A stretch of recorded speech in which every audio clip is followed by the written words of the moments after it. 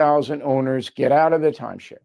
Their exclusive options can help you get out faster and easier, more than any other option in the country. They are the only company that will give you a written guarantee and release you from your timeshare in a specific time frame. With an A+ rating at the Better Business Bureau, thousands of 5-star reviews, customer service is their top priority.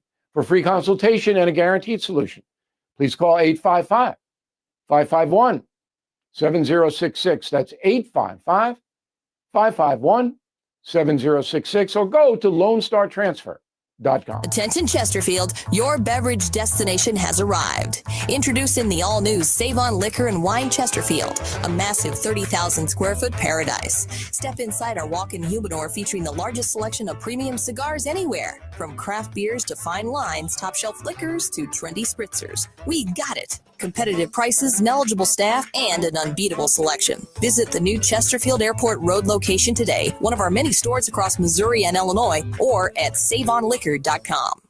Nate Lucas here for the Village Bar in the heart of Des Peres. Since 1948, the Village Bar has been the go-to destination for delicious food, cold drinks, and unbeatable atmosphere. Savor their famous wings, burgers, and onion rings, or grab a drink from their fully stocked bar. Catch all the big games and enjoy the company of their friendly staff. Plus, don't miss the 1879 Distillery, a one-of-a-kind experience right next door. The Village Bar offers the best value in town. Find the Village Bar on Facebook and come experience where history meets great times. You'll be glad you did. Time now for the O'Reilly Update Message of the Day. On this Friday, I hope you saw the town hall on News Nation and the CW network, or heard it on 100 radio stations across the country with President Trump on Wednesday evening. It was so much different than the other interviews the president does on the networks. And the reason is that I know him for 35 years. I booked the interview for News Nation. And I know how to ask him questions to get the maximum amount of information. So, for example, Terry Moran, a very fine correspondent for ABC News, interviewed the president on Tuesday. Moran made a mistake of getting bogged down in the Garcia El Salvador deportment thing. Donald Trump is never going to admit anything in that case. The Justice Department is trying to assemble evidence that Mr. Garcia, who was a resident of Maryland illegally, was attached or associated to MS-13. That's the story. So he got booted, and perhaps not in a justified way, and the Supreme Court got involved. But now the case is being adjudicated. Well, Moran didn't even know that. He spent all his time on it. And Trump is just going, no, no, no, no, yes, no, no, yes, no. And I just wasted the whole interview. So if you didn't see my interview with the president, which was about the tariffs and a lot of things that are important, BillO'Reilly.com has it. Okay? So go there. Let me know what you think. I'm Bill O'Reilly. I approve the message by writing it. You can reach me. Bill at BillO'Reilly.com, Bill at BillO'Reilly.com, name and town if you wish to opine. Let's go to the mail. We got Robin Z. The town hall last night was excellent, Bill. I wanted to ask why so little is said about your point to buy American. The news is full of worry about tariffs, even Amazon listing tariff costs. Let's talk about stopping buying from China. Support your country and buy American. You know, I don't know why. It's easy. China is our enemy right now. I hope that subsides, but I'm not buying. I'm not. Michael Dyer, Indiana. Bill, been with you since 2008. You're the only one that I watch now. Didn't really understand $1 trillion going out tariff comments you made. It's not hard, Michael. We trade with countries around the world, okay? They send us their stuff. We send them our stuff. But most of those countries make it very expensive through VAT taxes, tariffs, regulations for American products to get into Dusseldorf or Kyoto or wherever. Okay? The result is $1 trillion of American money going out more than coming in every year. Got it? Like a little, you're never going to have a perfect trade balance ever, but you got to close that up. In a moment, something you might not know. Our healthcare system is a mess. You know that. You wait weeks for a doctor's appointment, get 5 minutes there, then face delays, insurance, red tape. It's slow, frustrating, and it's why all family pharmacy stands out in the madness. All family pharmacy believes in medical freedom, meaning you decide what works for your health, not some agency or insurance company. Ordering is simple. No waiting rooms, pharmacy lines. Just go online, place your order, and get medications delivered right to your door. They offer 200 medications, including ivermectin and antibiotics, plus emergency kits, customized orders, even bulk buys. More than 100,000 Americans already trust All Family Pharmacy. It's time you check them out. So please go to allfamilypharmacy.com/Bill. Use promo code BILL10 for 10% off. Take your health into your own hands.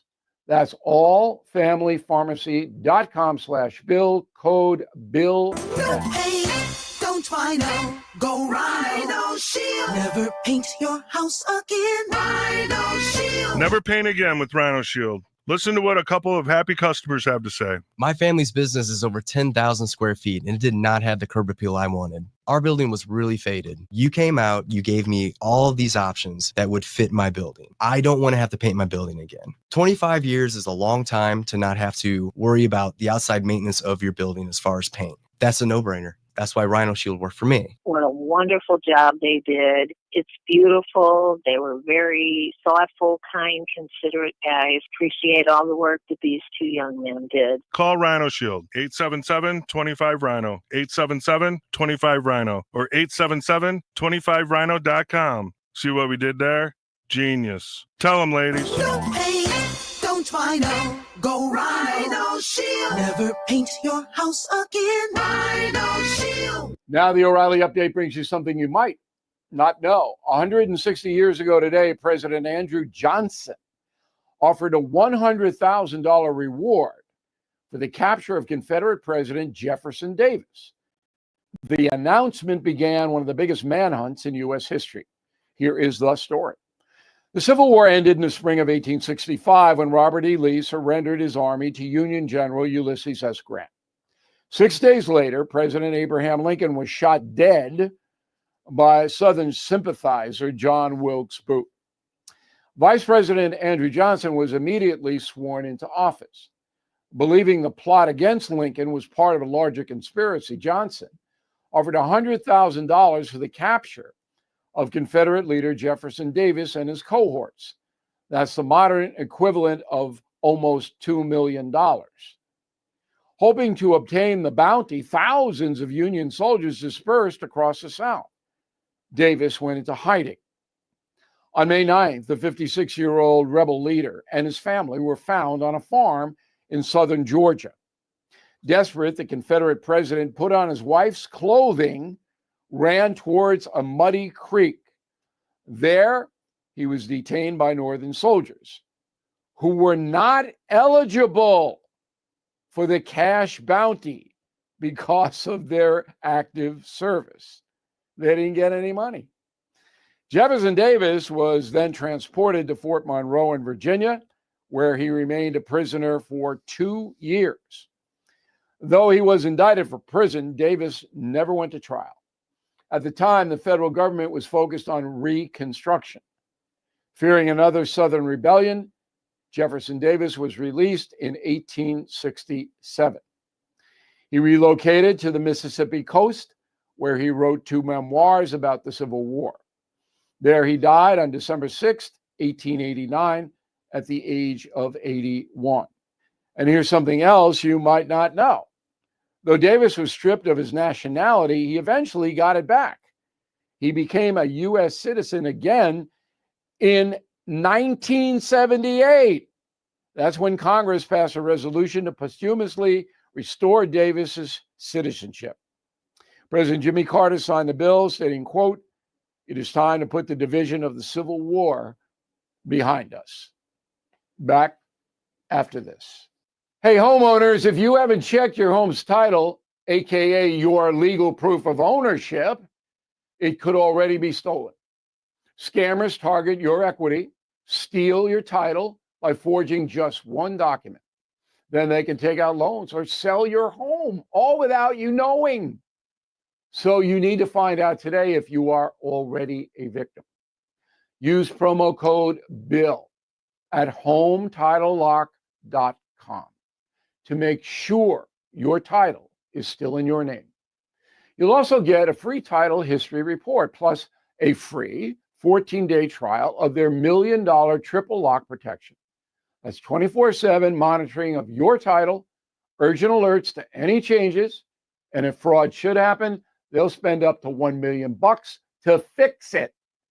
So please go to HomeTitleLock.com now and use promo code BILL. That's HomeTitleLock.com, promo code BILL. Thank you for listening to the O'Reilly Update. I am Bill O'Reilly. No spin, just facts, and always looking out. KLGY HD3 Clayton, K270BW Bellefonte, KNBS Bowling Green. This is News Talk STL at 1019, 94.1, and always streaming at newstalkstl.com. News this hour from townhall.com. I'm Keith Peters in Washington. President Trump on Thursday signed an executive order aiming to slash public subsidies to PBS and NPR as he alleges bias in the broadcasters' reporting. Details from correspondent Bernie Bennett. The order instructs the Corporation for Public Broadcasting and other federal agencies to, quote, cease federal funding for NPR and PBS, close quote, and further requires that they work to root out indirect sources of public financing for the news organizations. The White House, in a social media post announcing the signing, said the outlets, quote, receive millions from taxpayers to spread radical, woke propaganda disguised as news. The broadcasters get roughly $500 million in public money through the Corporation for Public Broadcasting and have been preparing for the possibility of stiff cuts since Trump's election, as Republicans have long complained about them. Bernie Bennett in Washington.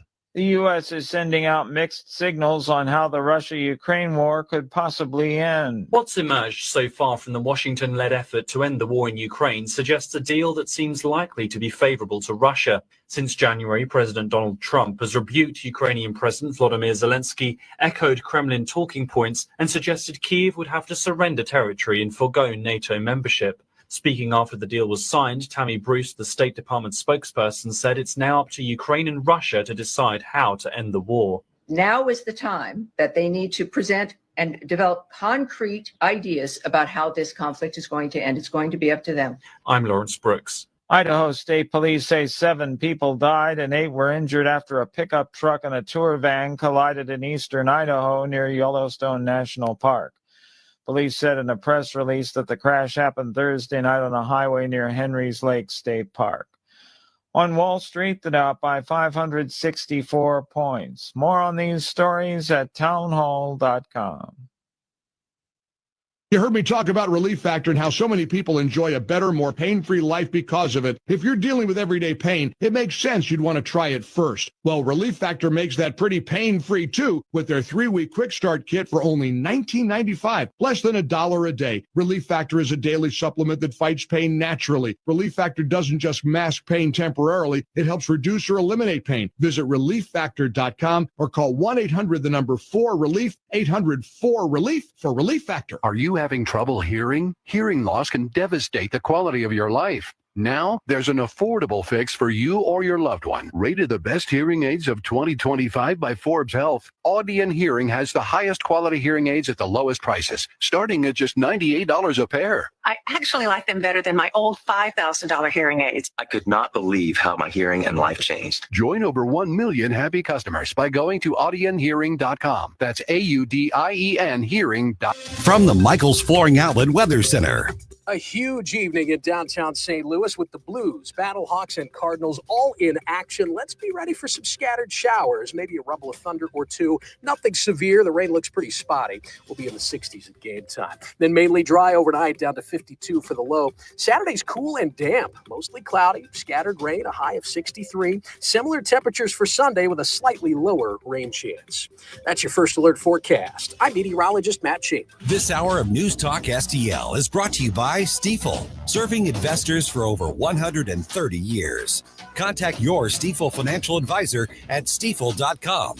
That's STIFEL.com. Getting new flooring can be exciting, or it can be a hassle. To make sure you have a great experience, use Michael's Flooring, like I did. Hi, it's Susie Moore, and Michael's Flooring has become my go-to for quality, variety, and an all-around great experience. They've been locally owned and operated for more than 30 years.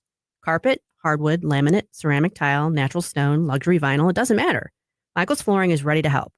3 locations to pick from: St. Peter's, Darting Prairie, and Creve Coeur, or online at igotfloor.com. That's igotfloor.com. Tony Colombo here for Gutter Pros, your all-in-one gutter service team that brings years of experience and quality that's affordable right to your doorstep. We discovered Gutter Pros a few years ago when we bought our home and inherited a gutter issue that was on the road to becoming a potentially big problem, but thanks to Gutter Pros was stopped before causing any major damage. They've also repaired the siding on our home because along with gutter repair, gutter installation, and leaf protection, the Gutter Pros are also the best for siding repair and installation. Learn about all the ways Gutter Pros can help your home at gutterpros.com. Free speech is alive and well in America. Thanks for taking my call. Right here. You know what's going on? Have a great awakening. You see through the smoke screen. It's cool to be woke. News Talk STL. Until it's not. News, analysis, opinion. Tim Jones and Chris Arps in the afternoon. The 9 most terrifying words in the English language are, I'm from the government and I'm here to help. The more you remove voting from Election Day, the more opportunity you're offering for people to commit fraud. Are you not entertained? Are you not entertained? I think the Democrats are so short-sighted in this tactic they have now to just cheat at any cost to win elections. You're a lying dog-faced Tony soldier. You said you were, but now you got to be honest. I'm going to be honest with you. What are we doing wrong here? As a former leader in the House, I think you can put your finger on it. It's called leadership. We don't have it. Tim Jones and Chris Arps.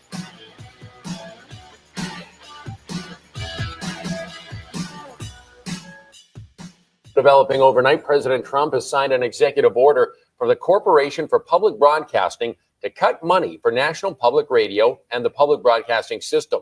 The order comes as there's a perceived left-leaning bias in news coverage on NPR and PBS. But CPB's budget was specifically set up by Congress as a private entity to protect it from governmental interference and control. Earlier this week, CPB filed a lawsuit against the Trump administration after 3 of its 5 board members were fired by email. 4:06, and welcome into the Friday edition of the Tim Jones and Chris Arps Show. My partner, Tim Jones, is off today. He is on assignment, as they say in the television and radio business.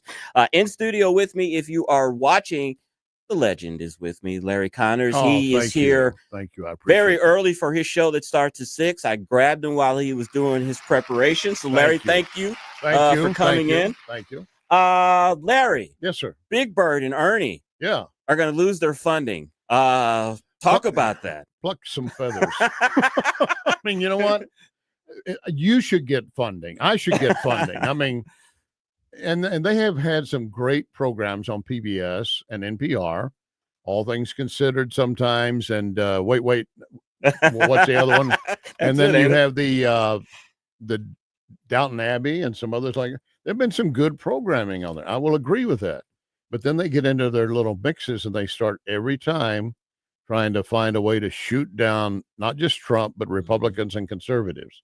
That just ticks me off to no end. And we should not be funding anything like that, period. You know, Larry, on my 50th birthday party, I went to... When is that coming? That was past about 9 years ago. Oh, no kidding. My wife took me to Texas, and I got a chance to visit the LBJ, Lyndon Baines Johnson Library on the campus of the University of Texas. Good for you. In Austin. It was Memorial Day that day, so it was free. Wow. But LBJ started PBS back in his administration, along with a bunch of other things. And the reason that they said PBS was necessary was because there wasn't enough space among the airways for educational or unbiased, quote unquote, material. And that's why PBS was necessary at that time. 2025 with 125 cable channels and Sirius Radio. And nothing to watch. Has PBS's mission passed? Well, I agree. And I think, yes, when you had the, not the Bert and Ernie, but what was that the name of the school? Bert and Ernie, Sesame Street. Sesame Street. Yes. I had to admit that was, it did a lot to teach kids about alphabet, things of that nature. I mean, and it is true that a lot of those kids needed additional help with education. And I think a lot of kids grew up learning that. I grew up with Captain Kangaroo. So. I remember. So did I. So, I'm gonna test your Captain Kangaroo knowledge for just here a second. What was the toothpaste that sponsored Captain Kangaroo? It was the toothpaste I used growing up because I watched Captain Kangaroo. Crest. Colgate. It started with a C. It started with a C, yes. Colgate used to sponsor Captain Kangaroo. I did not remember that. I remember that. Must have been when I was out refilling my cereal bowl. I tell you with what, all the sugar in it. I tell you what, whoever did that was a marketing genius, because 55 years later, you remember it, and you're still buying Colgate. I'm still buying Colgate. Good for you. Colgate remembers. I want to switch local here for a second, Sure. Larry, but also kind of national. Our good friend Ed Martin, who has a long career here in state politics, right? Was the aide to the governor at one time. Blunt was also the chairman of the party, executive director, one of those of the party. He has moved on to Washington, D.C., and he's been appointed the interim U.S. attorney for Washington, D.C. Now, traditionally, for that position, they don't vote on it. Whoever the president approves, they just go ahead and give him that job. Ed has a little headway in front of him, and they've brought up all of the remarks that he has made in the past and all of that. Your thoughts on Ed Martin's plight, and do you think he's going to get in? I think he will get in, but again, they are going to push back. As you said, the headwind's going to be there constantly. Because anything Trump wants to do, they're going to try to throw down roadblocks, road spikes, whatever they can to detour him, shut him down. And it's not good for the Americans. I watched, in fact, I'm airing tonight a piece with Van Jones from CNN. Okay. And he did an extended interview piece, and I run a couple clips from talking to black voters as to why they supported Trump. And one of the guys he's asking, he said, well, why did you do it? He said, can I really say it? Or basically he's thinking, are you going to cut me off? I won't be on the program. I said, no, you can say what you want. And he said, well, because I think Trump is an A-H. He said, but he's authentic. Yeah. And they kept it in. And the others were saying, I'd read Candace Owens. I realize he's not what been portrayed. They're thinking for themselves. That's all we ask of people. Educate, learn, and learn to sort through the shaft that's out there. Exactly. So Ed Martin's nomination facing a little headwind. Senator Cornyn, who is up for re-election himself in 2026, he said, quote, we'll cross that bridge when we come to it. Other Republicans are seeing at the White House how much political capital are they going to spend on I don't know Ed that Martin. they want to. I really don't think they need to spend that much, but I could be wrong. I don't have that much close contact with him, but I mean, there's nothing to disqualify him. And if you're going to look at some of the judges that they have in lower courts been approved by this previous administration, like the one in Wisconsin who is helping an illegal escape out a back door, and other judges are upset, saying Trump is trying to chill the Justice Department. You're trying to hold them to account to the law that they swore they would honor. Yeah. It was amazing to me last Sunday when I was watching all the Sunday shows, and all the Democrats are piling on Trump and saying he's attacking the judiciary, because here's a judge who is willfully obstructing justice, trying to let a illegal immigrant escape being apprehended by ICE. And what's even worse about it, not only is this person an illegal immigrant, but the reason they were in court is for domestic assault against their wife. So it's like, what are you thinking? We talked about this last week. I asked Tim, what is in the water? Are the Democrats thinking that they're throwing away their credibility, their personal reputations to advocate for illegal aliens who have questionable backgrounds and character. Well, the so-called Maryland man, which is not a Maryland citizen. Yeah, I mean, exactly. now evidence has come out that he'd been in the country and exited twice before, and then his wife did file a complaint for protection. She did withdraw, but there's not uncommon, and she went for a restraining order, as a matter of fact. It's not uncommon for domestic abuse cases do that they're fearful. And then she got talked into by his family that, well, his father is dying or sick, so you need to withdraw it. I mean, you can find up excuse after excuse, but these guys, they want to die on this hill. The problem is there are a lot of good Democrats out there that have some great ideas, and they're not getting heard and having a chance to explain some ideas because you got these others that want to roar to the front, like Jasmine Crockett, AOC, and the rest of them. Trump is deporting people, citizens. No, that's not at all what's happening. One of the alleged charges against Abrego Garcia that he was involved in human trafficking. And one of the things that was very suspicious, Larry, there were 8 or 9 people that were in the car traveling state to state with no luggage. Yeah. So, and that they had flags. added an extra seat in that vehicle so they could accommodate more. And in fact, when they got pulled over by the troopers, said, "What kind of car? I've never seen a car with this many seats in it." And they admitted, that was in Tennessee, they had come through St. Louis. So he was taking them somewhere. Joey, Cup 4. Joey's got a video of this 2022 traffic stop. Let's hear that. The Tennessee Highway Patrol has released new body cam footage of a 2022 traffic stop of Kilmar Abrego Garcia. He is the man. You got a bunch of people in here, don't you? It's one for sit. Yes. Go back to work. Gotcha. Where are you working at? Where? San Luis, Missouri. Missouri? Yes, sir. Gotcha. Okay. But I'm from Maryland. So in the body cam footage, Garcia tells police he was driving the 8 people in his vehicle from Houston to Temple Hills, Maryland, to perform construction work. The Department of Homeland Security says he was suspected of human trafficking. So, Larry, they basically had 8 seats in a Ford Pinto? I guess that was it. He could have just had a pickup or a camper, and it would have been a more plausible excuse. I didn't know about the St. Louis connection until you mentioned it a few seconds ago, and this. Well, yeah, that's based on information I've been fed. I have not verified it either, so take it with a grain of salt. But the bottom line is, when you get that many people in the vehicle and a guy like that, and you had $1,300 to $1,700 cash on him, he was trafficking. He just cashed his paycheck. Trafficking. He just cashed his paycheck. Yeah. Larry, come on. Come on. Don't Come on. Let's let up. Let's let all the illegals back. Here's what I suggested, Chris. For those who want to Abrego Garcia and the rest of them come back, you go down and you sign with the court and the prison that you'll take them into your custody. You'll be responsible for them, and you take them back to your house and let them live there, and that you will be responsible for whatever happens. I haven't seen a Democrat do that yet. Last night, Larry, Kilmar Abrego Garcia's wife pled for mercy to the president. I think she put a video out. She is trying to make him out to be the wonderful husband that goes to work every day, takes care of his children. This is such an injustice. But cut 5, Joy, we also know this about him. Meanwhile, we're getting a look at another protective order Abrego Garcia's wife filed against him, this one in 2020. Jennifer Vasquez told the court Abrego Garcia hit and slapped her. She also claims she has a recording of him saying if he killed her, no one could do anything to him.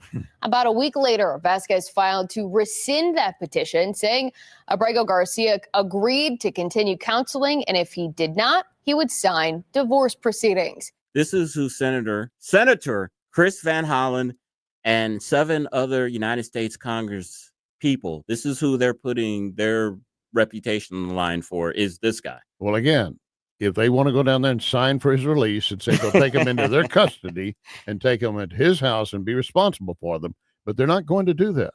I would challenge the senator and any of the rest of them, go down there and say you will do that. They will release them into your custody, and we'll see what happens to you. Yesterday, Larry, U.S. District Judge Fernando Rodriguez Jr., who is a Trump appointee, he said it was unlawful to deport these Venezuelans under the Alien Enemies Act of 1798. So he has overturned this, and he's a Trump appointee once again. I'm disappointed in that. Yeah. I mean, the president, we've got to keep our nation safe. And I hear some of the Democrats saying it's wrong to call what happened an invasion. Yeah. They came from everywhere. I mean, it wasn't just Mexico, not just Central America, South America. They had at last count, I saw 121 nations identified that had crossed that we know of, and some from China. Now, you could say, well, they're trying to seek asylum, get out of China. No one leaves in the large pattern of military-age men that we were caught on night cameras crossing because they didn't want to be identified without Xi knowing and having the permission. Otherwise, their family is executed when they're gone. Yeah. Larry, that's why you're the broadcast legend, because you set me up perfectly for the next story that I was about to go over. Was that a coincidence, or did we have a mind meld going there? Well, we're good people. So this was also in the news. Dozens of Bhutanese refugees who were illegally in the U.S. have been deported. Larry, I don't want to put you on the spot here. Go ahead. Can you point out Bhutan on a map? Yeah, I can't. South of Malaysia. Well, I got to tell you, I tried to kid you there. I could not have pointed out. So Bhutan therefore, you don't know if I told the truth or not. Exactly. Sounded good. You sound very authoritative. I don't know where you got that from. You answer immediately. There you go. Now, this is just a prime example of what you're saying. 121 countries coming from everywhere. Me and most Americans could not point out Bhutan on a map. How in the world do Bhutanese refugees, not one or two, but dozens of them, get into the United States illegally? I guess they can point out America on the map. What if they'd pointed out Iceland by mistake? Yeah. Exactly. Larry, okay, you came in a little early, and I was able to grab you out of your preparation. No, wait a minute. I want to make everybody understand. You were here early this yes, morning. Yes, I was. Doing Mike Ferguson's show. I mean, you've been at it all day long. And you're an amazing man. And I want to give a shout out to Mike for allowing me to sit in today. We always have a great fun with Gabe and Jerome. Yeah. I've had so many names I was trying to keep together today. I am Commander Larry. There, Commander Larry. Larry, tell us what you're going to be talking about in an hour and 40 minutes. Well, I've got Steve Bucci on tonight. We're talking about these capabilities of the Chinese military, specifically the Navy. We also have evidence that China is blinking when it comes to the tariffs. They're looking for a way to resolve it. And J.C. Corcoran has a new program here on News Talk STL on Saturday nights. J.C. is one of my guests tonight. You should also ask the gentleman about this report. We talked about it earlier in the week about Harvard training Chinese military nationals. I did not get to that. I did get to Harvard withdrawing their DEI program, trying to rename it. And some of their faculty and students were out there proclaiming, saying, you turn your back on us, you're supposed to be supporting us. Harvard wants the $2 billion. Exactly. They've got $58 billion in their endowment. And if you broke it up, every student could get $7,000, and yet they're still charging $60,000+ to attend. No, Harvard doesn't need any more federal dollars. Shouldn't give it to them anyway. That's Larry Connors. I agree with you 100%. Listen to him after the Tim Jones and Chris Arps show from 6 to 8. He will discuss that and all of the big topics today. Larry, thank you for thank you for inviting in. me. Thanks for being with you and Joey. This has been great. Thanks, guys. I appreciate that. All right, coming up, we're going to have our weekly chat with Congressman Bob Onder from the 3rd District. We're going to talk to him about the big, beautiful bill and President Trump's skinny budget that was released today. You're listening to the Tim Jones and Chris Arps show on 101.9 94.1 News Talk STL. You can connect with Larry on Twitter at Larry Connors USA.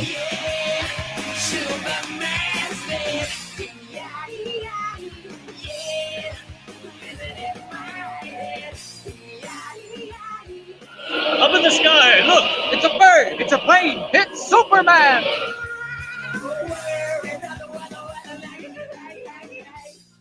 From the Michaels Flooring Outlet Weather Center, A huge evening in downtown St. Louis with the Blues, Battlehawks, and Cardinals all in action. Let's be ready for some scattered showers, maybe a rumble of thunder or two. Nothing severe. The rain looks pretty spotty. We'll be in the 60s at game time. Then mainly dry overnight, down to 52 for the low. Saturday's cool and damp, mostly cloudy, scattered rain, a high of 63. Similar temperatures for Sunday with a slightly lower rain chance.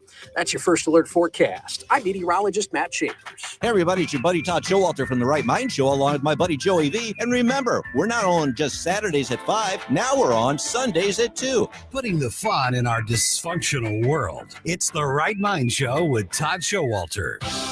Experience the exhilarating atmosphere of a Cardinals game. Join the sea of red in the wave around the stadium. Feel the rush of excitement as a home run lights up the sky with fireworks, bringing the whole ballpark to their feet. Nothing beats the thrill of watching the Cards get the W with the final out at the plate. It's more than a game, it's an experience. Visit Cardinals.com for tickets and info. St. Louis Cardinals for the Lou. Game tickets? Check. A round of cold beers? Check. Ballpark hot dogs? Check. Baseball is back and nothing beats a night out with the guys. Or ladies. At a Cardinals game. From thrilling games and mouthwatering eats to the iconic ballpark energy, Busch Stadium is the ultimate spot for you and your crew to dive into America's favorite pastime. Make your next night out the best one yet. Join us at Busch Stadium, where every hour is happening. For tickets, visit Cardinals.com. St. Louis Cardinals for the Lou. Join the 10th annual Jeff Hansen Memorial Foundation Sporting Clay event, a day of remembrance and support for our veterans. Saturday, May 17th at Black Hawk Valley Hunting Preserve in Old Monroe. Compete individually or as a team. Breakfast, lunch, and shells included. By participating, you're not just shooting clay, you're supporting Freedom 13 and our veterans. Reserve your spot by May 9th. Learn more and register today at jeffhansenmemorialfoundation.com. Springtime in St. Louis means one thing. That's right. Golf is back, baby. Sugar Creek Golf Course is located in High Ridge, just 10 minutes from 270 and Gravois. To book your tee time or to learn more about the special event and banquet facilities, simply visit sugarcreekgolfcourse.com. Hey, News Talk STL listeners, this is Levi, CEO of Reach Reproductive Health. There was a huge gap left when the biggest pregnancy center in St. Louis had to close their doors right after Amendment 3. But by God's grace and power, Reach has been able to step into that space. We have acquired Thrive centers and are continuing operations in greater St. Louis. I have a request for you. Would you pray and consider getting to know Reach more? We are here to see babies saved and families transformed by the power of Christ. Get to know us on our Reach community website, outreachforlife.org. That's outreachforlife.org. SR1 Sundays. Aaron Dorr, the Missouri Firearms Coalition. I want to remind you to tune in to Shall Not Be Infringed every Sunday night at 9 p.m. right here on News Talk STL. Part of SR1 Sundays at 6 p.m. it's Stand and Fight with Senator Nick Schroer, followed by Straight Lines with Elizabeth Kaiser at 8. And again, Shall Not Be Infringed at 9. Then download the News Talk app and listen anywhere, anytime to 1019 and 94.1 News Talk STL. SR1 Sundays. Sunday night at 6 on News Talk STL. News Talk STL. This hour of Jones and Arps is brought to you by Stifel. Contact your Stifel financial advisor at stifel.com. That's STIFEL.com. I'm so high, I can hear heaven. Dropping truth bombs and making you think. It's the Tim Jones and Chris Arps Show.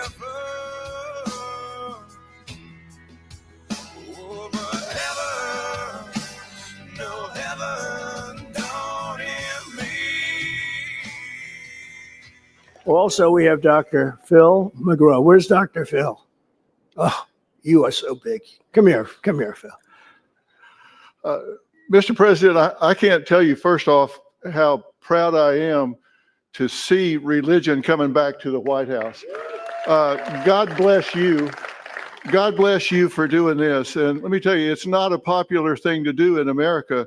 I've sat with President Trump with no cameras around, nobody listening, nobody watching. And I'm telling you, this is a man of deep faith, a man of deep conviction. 427 on the Tim Jones and Chris Arps Show. And I learned something there. I had no idea that Dr. Phil was a conservative. So you learn something new here on the Tim Jones and Chris Arps Show. It's Friday, and we have our usual guest. Dr. Bob Onder, Congressman for Missouri's 3rd District. We're calling Dr. Bob. We're calling Dr. Bob. Dr. Bob. Dr. Bob Onder, how are you, my friend?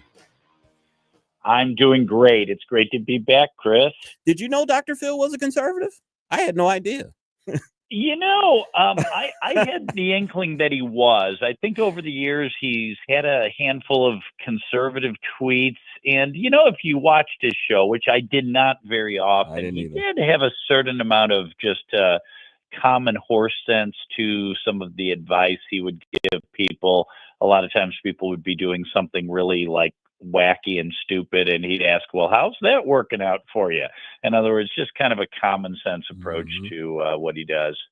Dr. Congressman Onder, you also had a chance to meet with another prominent doctor who is within the administration, Dr. Oz. You got a chance to discuss with him Medicare and Medicaid?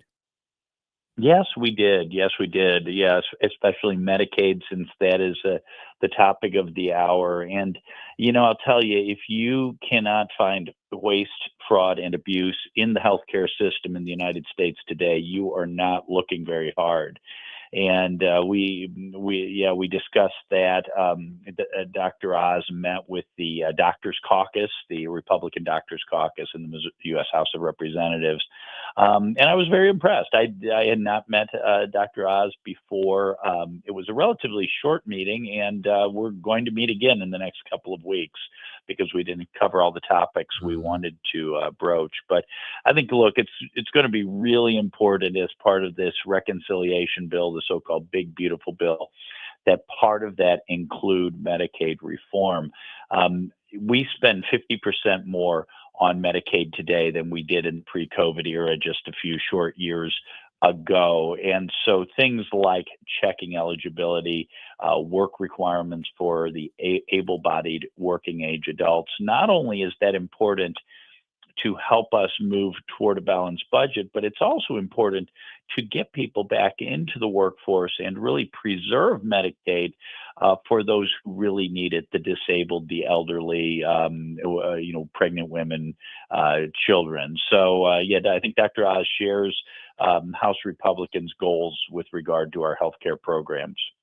Dr. Onder, one of the proposals that the White House is throwing up to lower drug prices and possibly lower Medicaid costs as well is something called a one favored nation policy regarding cutting drug costs. This would link certain government payments for pharmaceuticals to the lower prices paid abroad. Have you heard much about this on the Hill?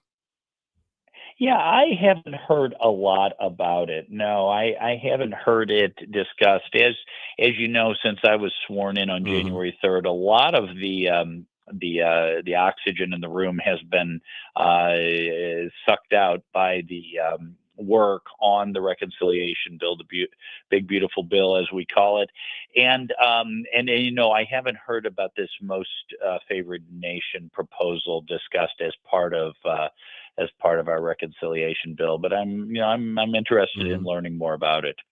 The House and the Senate are out, of course, today, but the White House released its quote unquote skinny budget, which calls for $1 trillion in spending in the Defense Department. Usually it's about 800, 900. I think this is the first time that we've had $1 trillion defense budget. They're looking to cut $163 billion from the State Department, Department of Education, and the EPA. Is that possible? Oh yeah, I think those cuts are entirely possible. I mean, there is so much bloat in government right now that it's unbelievable. Look, we right now that $163 billion represents just a fraction, about a tenth of the $1.5 trillion budget deficit that we incur every year. So I think it's possible, and I'll tell you, if we get serious about cutting spending, both in the budget and in this reconciliation bill, which would make cuts to mandatory spending, that will be a positive signal to the bond markets. I think we'll see interest rates going down. And in that case, one of our largest expenditures, which is interest on the debt, can likewise go down. So yes, we have to get serious about spending. So I do applaud President Trump and his budget team. During the Biden administration, one of the more controversial things that they did was forgiving these student loans. And you can't blame people that did the right thing, either paid for their education themselves or their parents slaved and saved to do that. You recently spoke to the education workforce on having this not happen, where taxpayers are footing the bill for someone else's education. Yeah, so what we're doing, I mean, there will still be a federal student loan program, of course, but the era of the blank check that universities have been enjoying all these years, that era is over. So the work of the Education Workforce Committee on the reconciliation bill, the big beautiful bill, did include significant spending cuts, savings in this area, and by limiting total amount. The problem is we have right now is it sounds good to help kids and their parents to afford education. The problem is, and study after study has shown this, that for every increase in federal aid to education, every dollar increase, anywhere from 60 cents to $1 goes to the universities raising the cost of tuition. So we see fancier dorms, nicer and nicer athletic facilities, but we also see parents and children with more and more and more debt. And in many cases, kids going to college and getting degrees that don't make sense. That gender studies degree or that ethnic studies degree just doesn't qualify you for pretty much any job, much less a job that will help you pay off your student loan debt. So the era of the blank check to the universities and the colleges is over, and I think we're going to see college costs contained, as well as taxpayer money saved because of the work we're doing in the Education Committee. Speaking with Dr. Bob Onder, Congressman for Missouri's 3rd District. Congressman, the media was telling us all morning to be prepared for a terrible jobs report. They were saying that the president's tariffs were going to be hurting the economy and probably was going to reflect in these numbers. Instead, we had 177 jobs created last month. The unemployment rate remained at 4.2%. And wages actually rose 0.2% and 3.8% year over year. Those sound like pretty good numbers to me. Yeah, those are great numbers, and that follows 228 jobs created in March. It's really good news.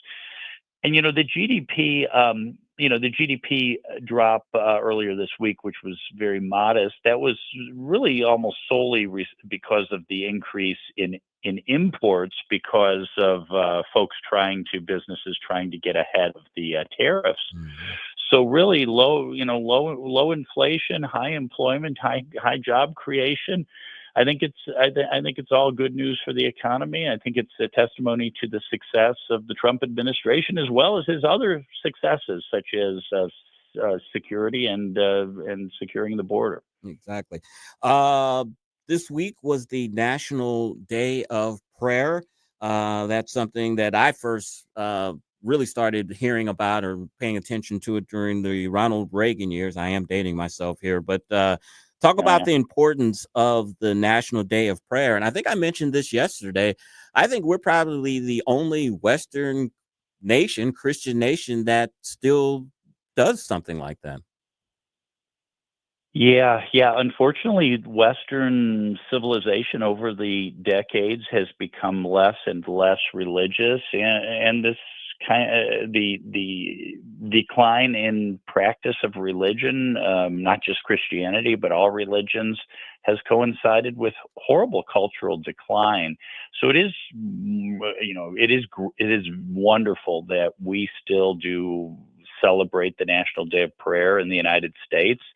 And I think President Trump is definitely emphasizing it in a way that Joe Biden did not. In fact, it was really pathetic that the Biden administration almost did things that were downright, sacrilegious. The Biden administration on the 31st of March last year celebrated not Easter, but the Transgender Day of Visibility. So we are returning to common sense. We're returning to our values. We're returning to religion here in the United States. And thank goodness for the Trump administration and this return to our heritage. Congressman Onder, the working title we're hearing for the reconciliation bill is the Renewing the American Dream Act, or RADA. The speaker is looking at a Memorial Day deadline to get this to the president's desk. A lot of more centrist Republicans are balking at supposed Medicaid cuts. Representative Bacon has said that he can only go as high as 500 when the 800 is what's been proposed. What do you see in the coming weeks? Is that deadline realistic? Yeah, so Memorial Day is the deadline that Speaker Johnson set to get RADA through the House of Representatives. Right. Of course, we don't have control over the Senate's timeline, but we would hope that the Senate would take up the big, beautiful bill promptly as well. But when you hear Congressman Bacon talking about $500 billion, that's not as far from the 880 as you think, because the 880 figure does not pertain to Medicaid. It pertains to all of the savings the Energy and Commerce Committee is tasked with finding. So part of that, the electric vehicle mandate, could be a large chunk of that. Selling off some of the electromagnetic spectrum for new technologies can also be part of that. But even if it was $800 billion over the next, remember, that's not in 1 year, that's over a whole decade. Right. That would still constitute a 25% increase in Medicaid expenditures over the next 10 years. Or looking at it a different way, instead of Medicaid spending going up $2.5 trillion over the next 10 years, it would go up $1.7 trillion. Only in Washington D.C. is a 25% increase considered to be a draconian cut. Okay, so next week you'll be flying back into Washington D.C. What should we be looking for? What are you expecting to happen next week? Yeah, so this week we began markup. We began the committee work on the components of the big, beautiful bill. So I'm a member of the Judiciary Committee, the Education and Workforce Committee, and the Transportation Committee, and we finished our work on our components of the bill this week.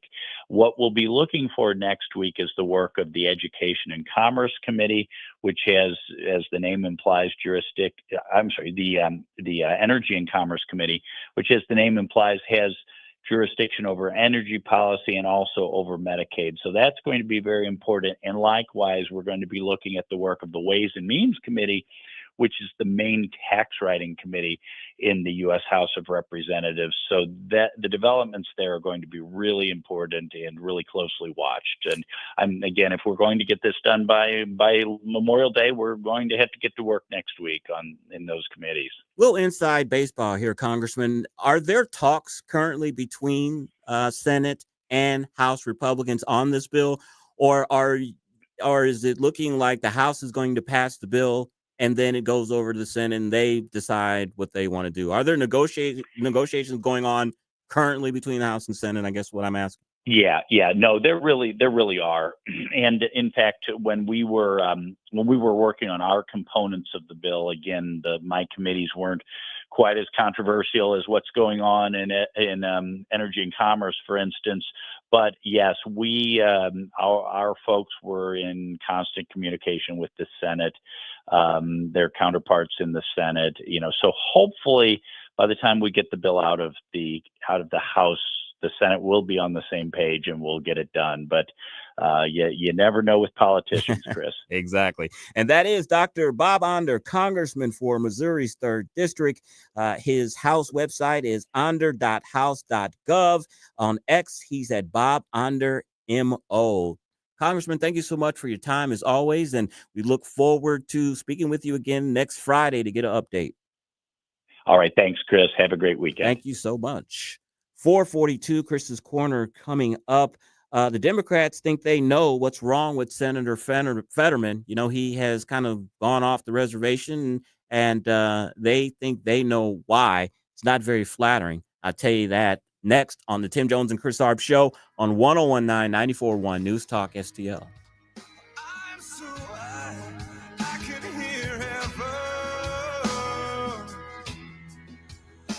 Follow Chris Arps on Twitter at Chris_Arps.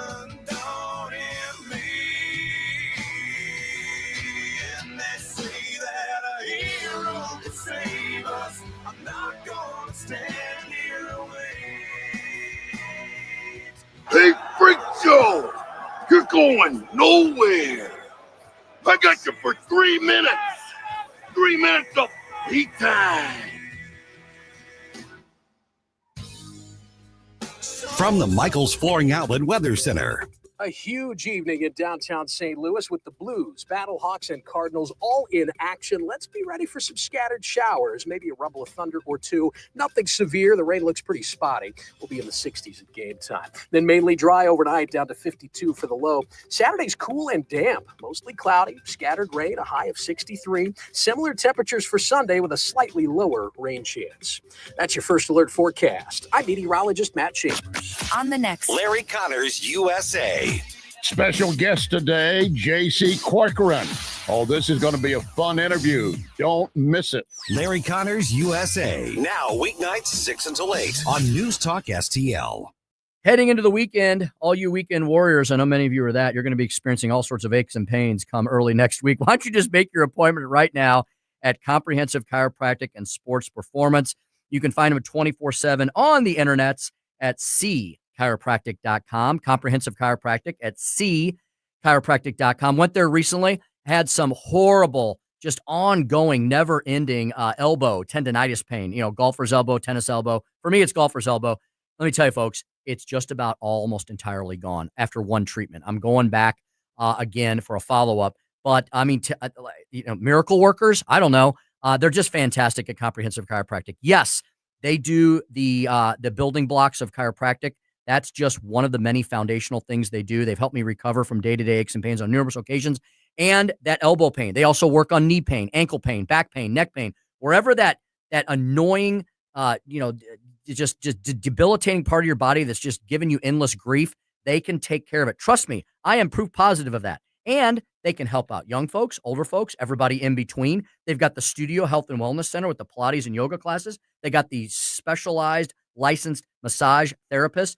Yes, a proven method of healing and restoration for the body. Personal trainers, holistic dietary needs, and so much more. Comprehensive Chiropractic, truly comprehensive indeed. They're at chiropractic.com. Comprehensive Chiropractic at chiropractic.com for all your comprehensive healthcare needs.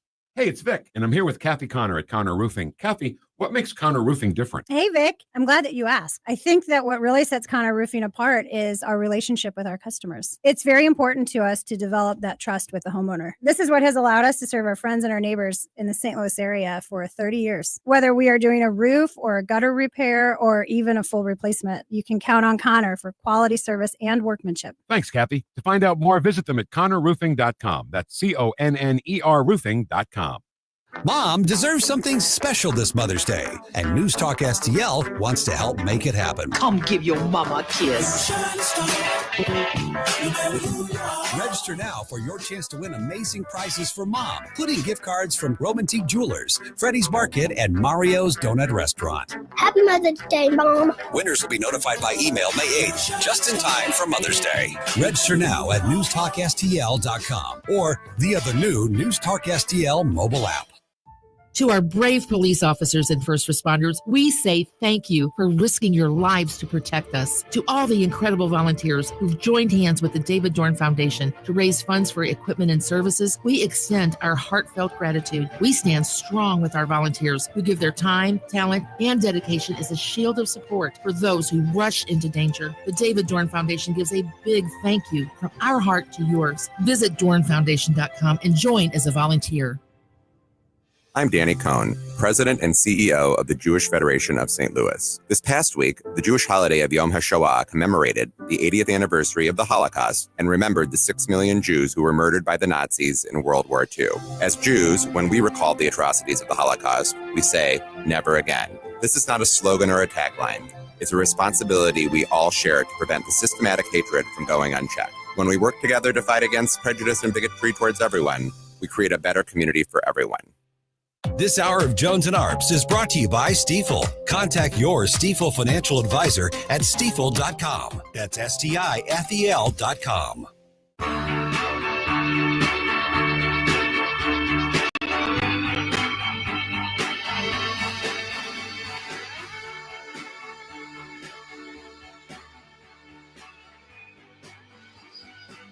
It's the Tim Jones and Chris Arps Show. I wish you could swim like dolphins can swim. The Maltese government says everyone aboard that aid flotilla that caught fire on the way to Gaza are now confirmed safe. The ship had issued an SOS after the Freedom Flotilla coalition organizers claim the boat was hit by drones.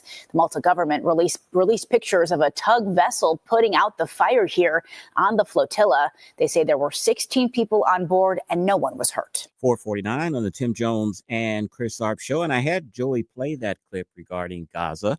Is because Gaza, Senator John Fetterman supported sending American troops to Gaza, which aligned with some of President Trump's proposals. As I said, Fetterman is doing his own thing. He didn't come in as the progressive, as they said.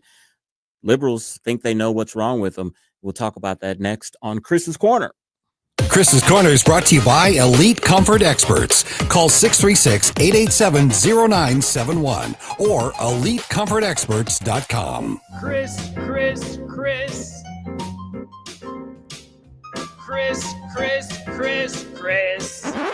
And if you don't know, now you know. And now, Chris's Corner. You know, when Senator John Fetterman from Pennsylvania was first elected in 2020, he was not what you would call your typical senator. First of all, he had a stroke during the campaign and had to have major aids, visual aids, and hearing aids, basically, to help him through debates. He couldn't remember what he had said before. His sentences were incoherent. Prior to that, before the stroke, he was portrayed as very, very liberal, a progressive. Well, as we've seen over the last couple of years, he has totally changed his tune when it comes to his progressive politics. I just want to give you a few examples.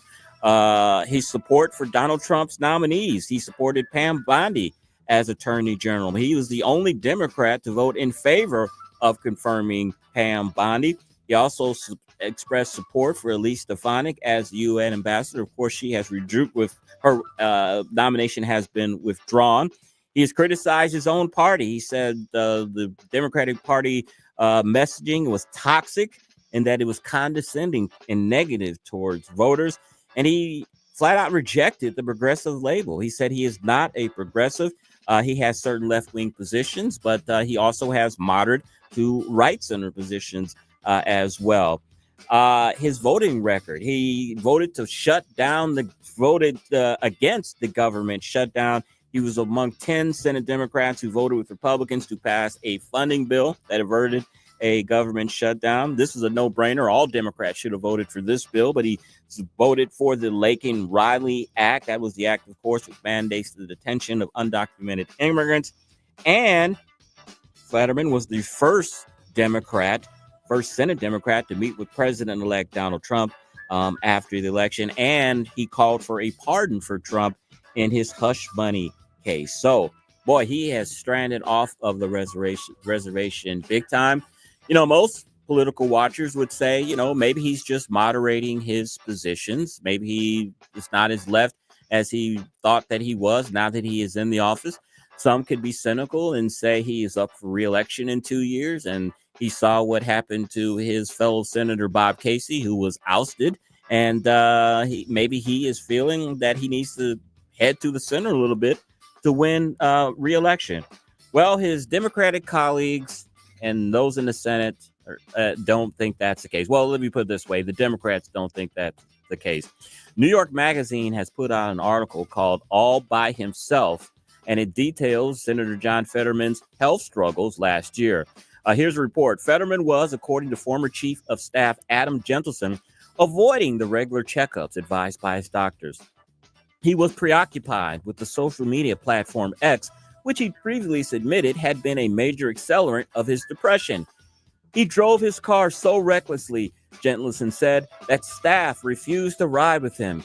He had also bought a gun. His circle of trust had shrunk, and people he spoke with made it clear that they'd expect more staffers to depart. Now, former and current staffers, according to this New York Magazine, have painted a picture of an erratic senator who has become almost impossible to work for and whose mental health situation is more serious and complicated than previously reported. That's from the story. This was Fetterman's response when the reporter spoke to Fetterman back in April and shared those concerns. Fetterman denied anything was amiss. He told the reporter that he felt like he was the quote-unquote best version of himself, and he later texted that the staff turnover in his office was typical Washington. He said, "Why is this a story?" Giselle Barreto Fetterman, his wife, said that these stories are scary, untrue about John's health.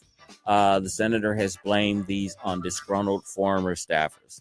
I tell you, I find this so rich because the Democrats, the liberals are the main ones that are always talking about mental health and how there should not be a stigma against it, especially if you are a service member or you are a man. There should be no stigma to mental health. We all suffer from it at times. We all need help. We all suffer from depression.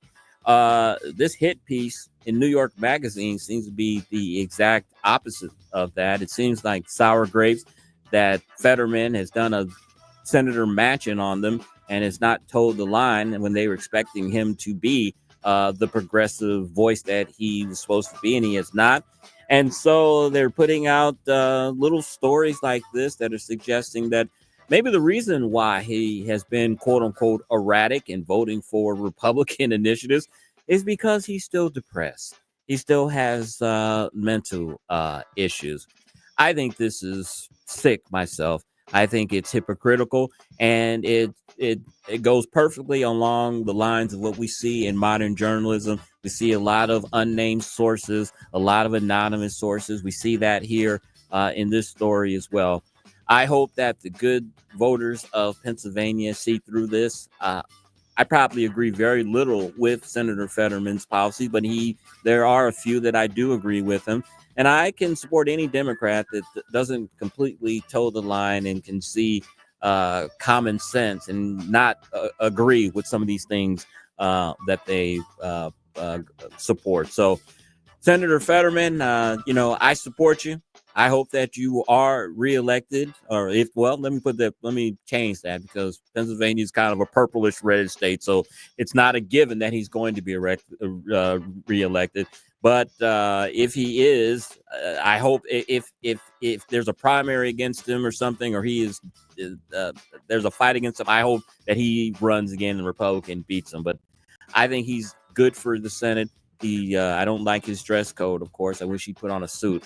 But I think he is open-minded.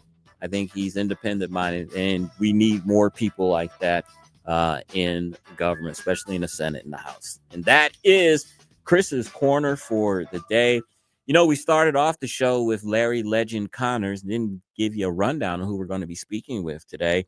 At 5:07 coming up, we're going to speak with Curtis Hill. He is a Project 21 ambassador, former Attorney General of the state of Indiana. We're going to talk about Project 21 putting out their blueprint for a better deal for America. This is something that they do annually, and their 2025 blueprint is out. We'll talk to the former Attorney General of the state of Indiana about that. And at 5:24, we'll speak with James Robbins. He's the Dean of Academics at the Institute of World Politics. We'll talk to him about his book, What Most Americans, This Time We Win, Revisiting the Tet Offensive. As you know, the other day was the 50th anniversary of the fall of Saigon. We'll talk to him about that and more on the Tim Jones and Chris Arps show on 101.9, 94.1 News Talk STL.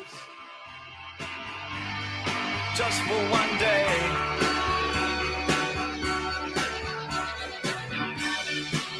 Remember those magical moments in Mom's kitchen? The heavenly aroma of fresh baked cookies? At Trolley Stop Bakery in Chesterfield's Forum Shopping Center, our co-op of talented bakers has been perfecting that homemade magic for 4 decades. From the gooeyest cookies in town to custom pies, cobblers, and cakes, everything's made from scratch, just like Mom and Grandma's recipes. Need that perfect corporate gift? We ship our famous cookies nationwide. The Trolley Stop Bakery, 67 Forum Shopping Center, or TrolleyStopBakery.com. Because some traditions are too sweet not to share. I'm Missouri Attorney General Andrew Bailey. Human trafficking is occurring right here in Missouri. You can help combat it by learning the signs of human trafficking and reporting suspicious activity to law enforcement. Victims may appear malnourished, show signs of mental or physical abuse, or avoid social interaction.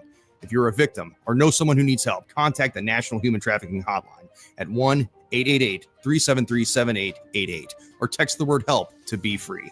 Together, we can fight human trafficking in Missouri. Brought to you by the Missouri Attorney General's Office.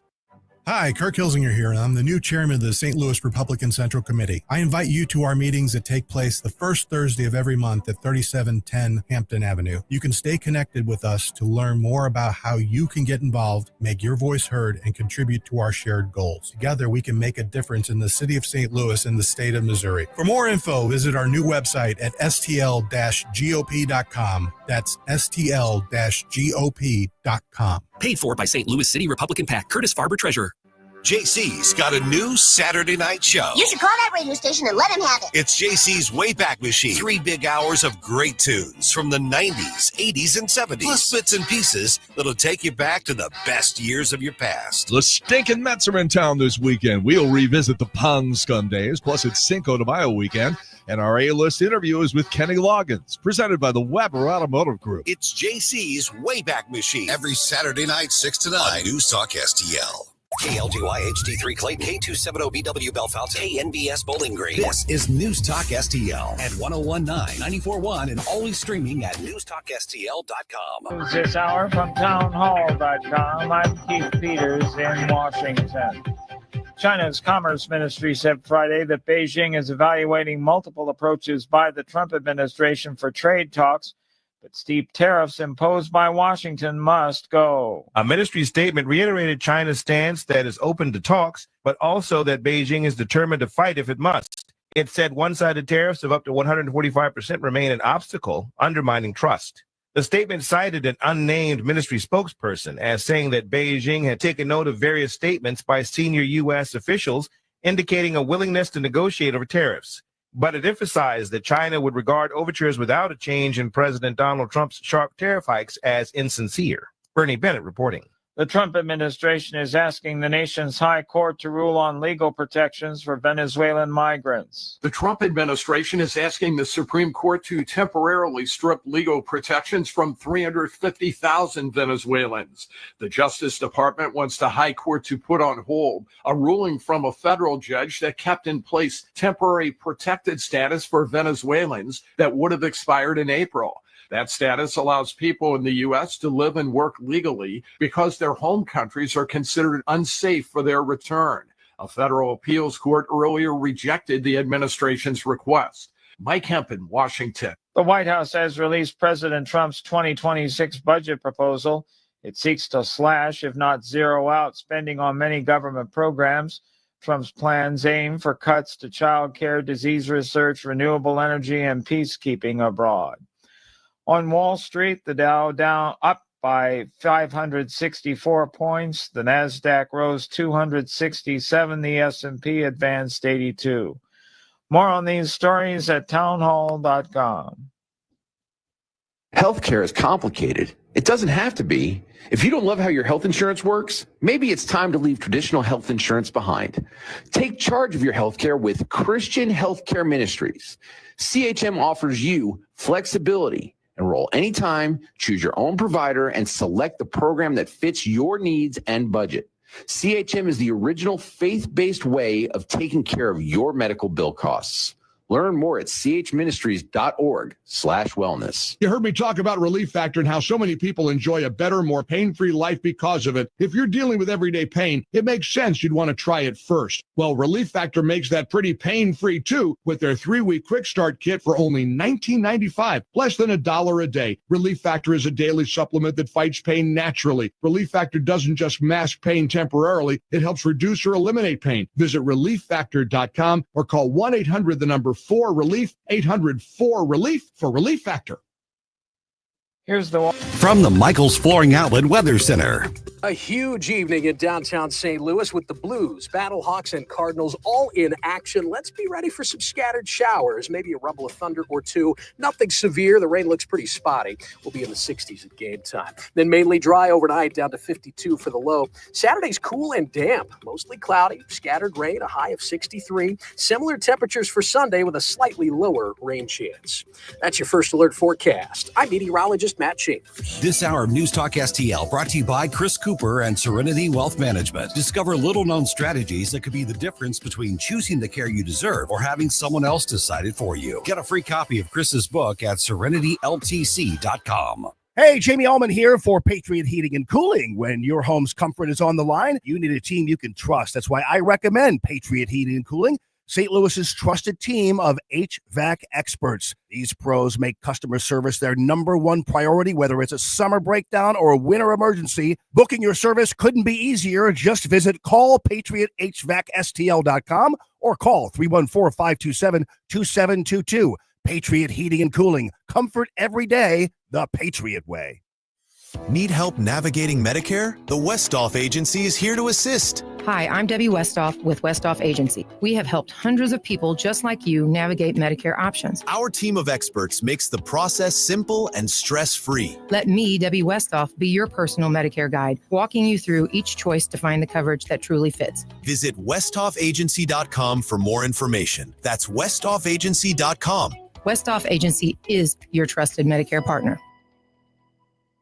If you have a phone, you have a radio. Download the all-new News Talk STL app. Love the all-new News Talk STL app. On my way to work in the morning. Usually I'm in the car. I listen on the app in my car every morning going to work. Download the News Talk STL app and listen anytime, anywhere.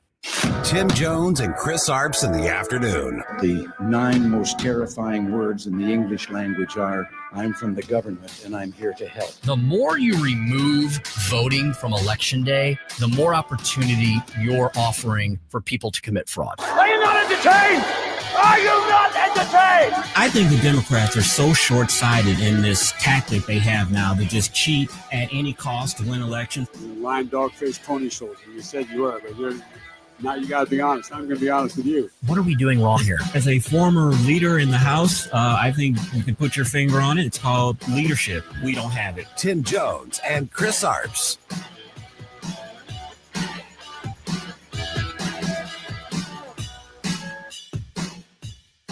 And we're learning some new details about the White House's 2026 budget proposal.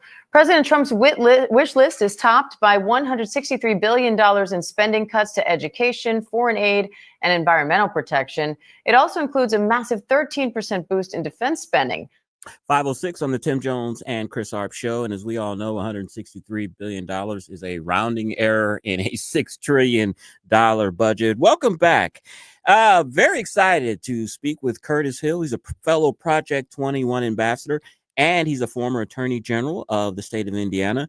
We're going to talk about Project 21's blueprint for a better deal for America. They put these out annually or semi-annually. And welcome to the show, Curtis.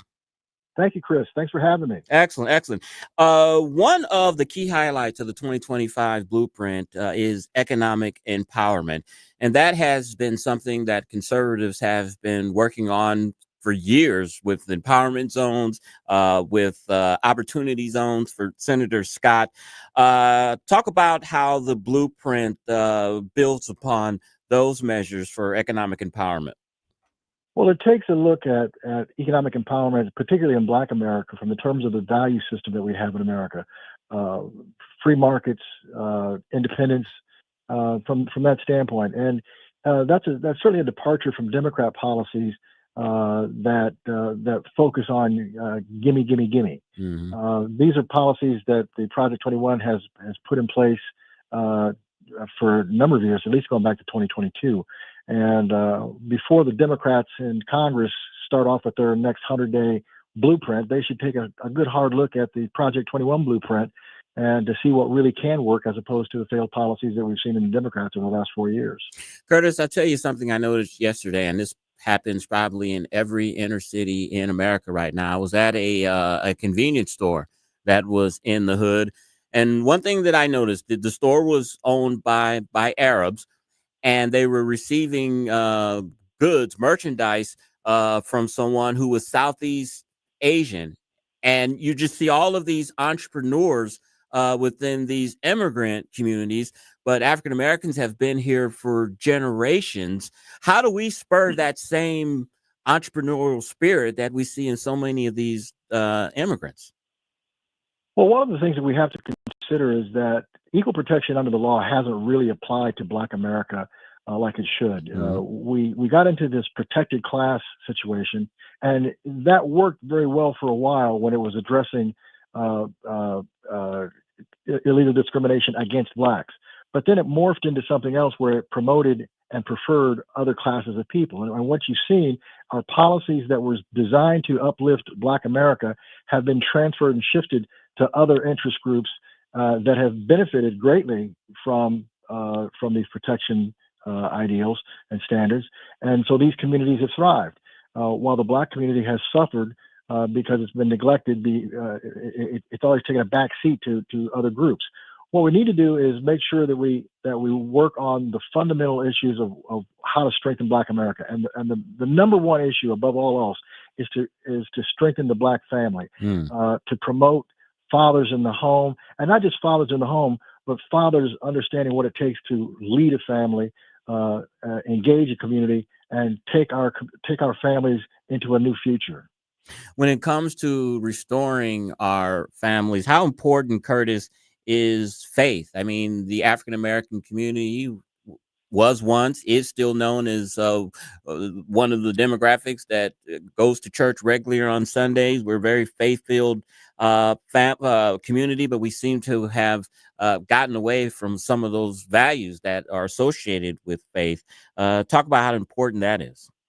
Well, we've gotten away from those values, and we've voted away from those values. You're exactly right. Black America is the number one constituency of religion in this country, and yet year after year after year, election cycle after election cycle, Blacks in huge numbers vote for Democrats who basically are religion free in that sense. And that's where it starts.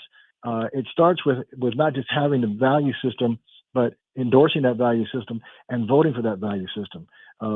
Faith in God, faith in the family are the two cornerstones that have produced scores of victories for Black America. And if combined together with working together, we can continue that trend and push that even further. You know, one thing that's always kind of disturbed me, and as we said, you know, African Americans are the most church-going people in this community. You know, on Sunday night, Sunday afternoon, we're going to church. On Wednesday afternoon, Wednesday night Bible study, Friday night church.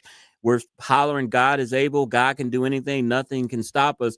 But in between those days, we're putting up barriers saying that white people and the institution of America is stopping us and is stronger than God. It's just a disconnect to me. Well, it is a disconnect. You know, we're in the pews on Sunday. We're on the Bible studies on Wednesday nights, and yet we allow for 20 million aborted babies over a 50-year period in the Black community alone. I mean, think about what Black political power would be if we didn't have 20 million Black babies destroyed over a 50-year period. The population of Black America now is roughly 47, 48 million. It would be probably double that at this point in time had we not had abortions as rampant as they are. And that can be an issue of faith. Speaking with Curtis Hill, Project 21 ambassador, and he's the former Attorney General of the great state of Indiana. Curtis, talk about the criminal justice aspect of the blueprint for America. What does it focus on to reduce crime and reduce recidivism more than anything? Well, we have to, first of all, recognize that it's important that we back the police. We need to back the standards that the justice system is important in America, that we follow the rule of law. That's first and foremost. We can't have a people that believe that lawlessness is a rite of passage, and we have to impress that upon the Black community that it's a must that we follow the law. And then we make sure that we have equal protection, that we're protected under the law, making sure that we do everything that we can to make sure that Blacks who are charged with an offense receive a fair trial, receive a fair sentence. But we want to make sure that from a legal standpoint, the criminal justice system does make appropriate determinations, particularly tough determinations in violent crime. You can't feel free in the United States of America unless you feel safe. And the criminal justice system is about that. We're seeing throughout major city after major city the demise of neighborhoods, of families, of communities, because the crime rate has gone skyrocketing, right along with homelessness, vagrancy, all of these issues that lead to communities that are dying on the vine. And where does that suffering happen most? Within the Black community. Curtis, I saw the saddest thing in the world yesterday. It was a video of a group of young African-American teenagers, young 20s, were out in the street. I don't know exactly where the city was, but they had basically intimidated this police officer, and you could see it from his dash cam where he's like backing up, and all of these teenagers are marauding around his car. They're throwing stuff at him, no fear at all of the police. And I think a big part of that stems from, I'm here in St. Louis, and of course we had Ferguson back in 2014. I think a lot of that of courage of fighting the police comes from the fact that during the uprising, as they like to call it, that we didn't just come in with a bunch of paddy wagons and just lock everybody up and take them off the street, but it was this, we got to let them express their anger. That's going to add gas on the situation. If we go in there and arrest them, let's listen to them. Am I all wrong? I mean, you were the Attorney General. You have a criminal justice background. I don't. But I think I've got a little common sense. And if you aren't, showing strength, then people are going to take advantage of that. There's a huge difference between protest and criminal behavior. And if you look at whether it was the Ferguson event with Michael Brown, or George Floyd's event, that's an even more profound avenue where you had riot in the name of protest. That's criminal behavior, and you need to act decisively. I know I was critical of our Indiana governor at the time because he didn't call in the National Guard because they were afraid. They were afraid that they would send the wrong message to the Black community. Well, the Black community wants law and order too. The real Black community wants safety in the public square. And what should happen in those situations is, as you mentioned, the paddy wagons come in, the handcuffs come out, and people go to jail. And they go to jail for hard time because that's the way that you deal decisively with these situations. The vast majority of criminal behavior in any community is committed by a very small percentage of people. And once you've identified who those people are, if you effectively target them and you throw the proper amount of resource in that direction, guess what happens? Crime goes down, public safety goes up. That's where you see, when you see successful communities in terms of how they battle crime, they have thrown resources at the criminal aspect, and they've done it decisively. They stick somebody's nose in it and make sure they understand what's happened. You have to do it fairly, and you have to do it with everybody, but nobody gets a pass. Not blacks, not Hispanics, not whites. Everybody gets treated the same. And if you commit violent offenses, you go to jail for a long time. You have to set that precedent and establish that priority.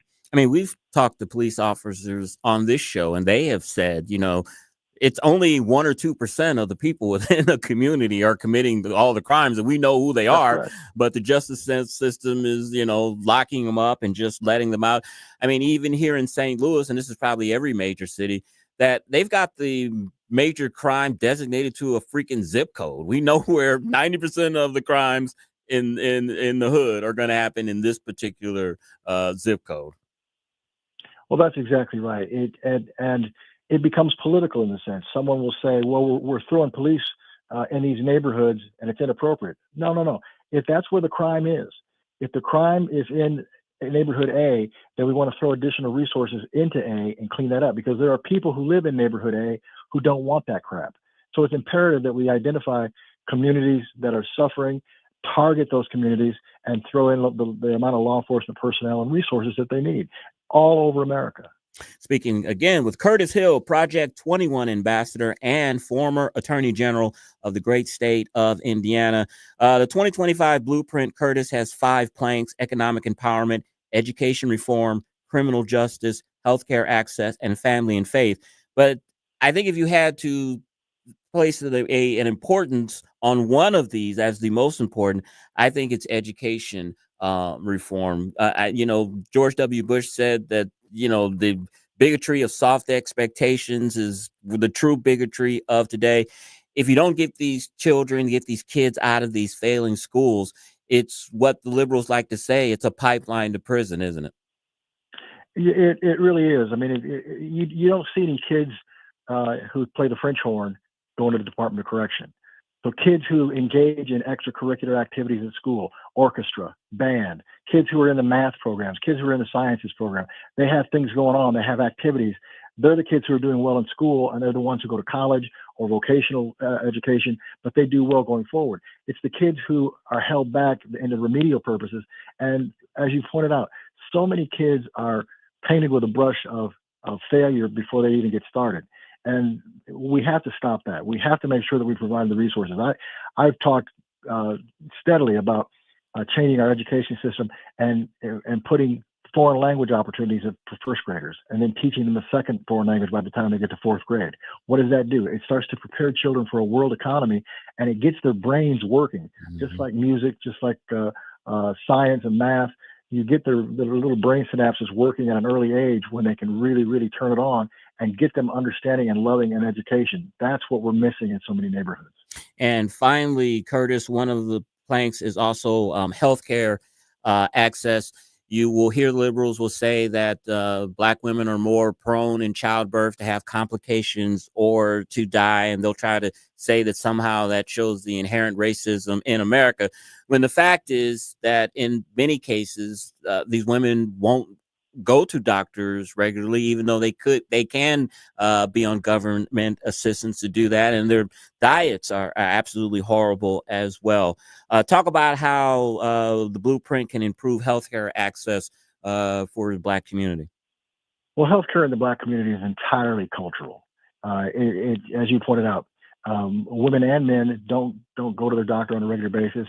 They don't engage in preventative healthcare. Obesity is off the charts. High blood pressure off the charts. Diabetes off the charts. All preventable.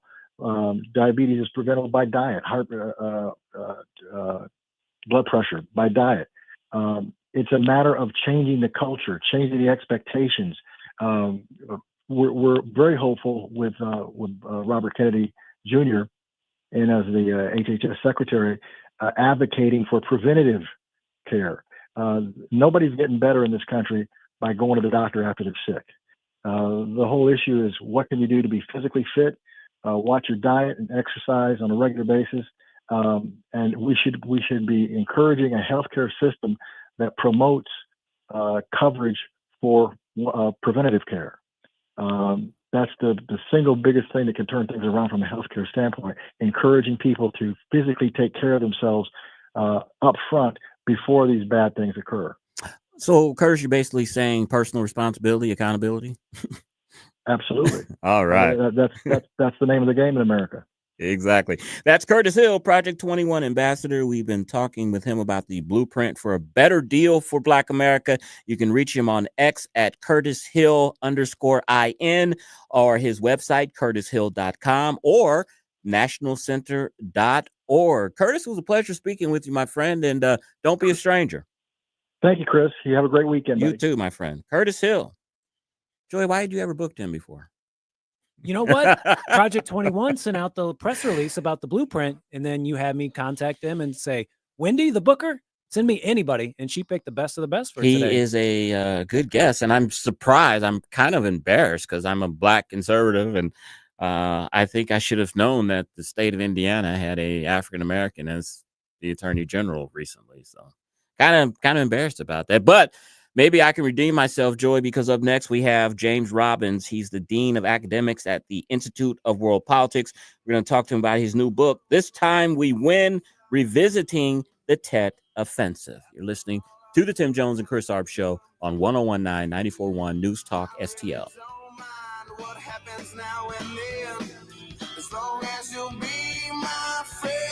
Follow Chris Arps on Twitter at Chris_Arps.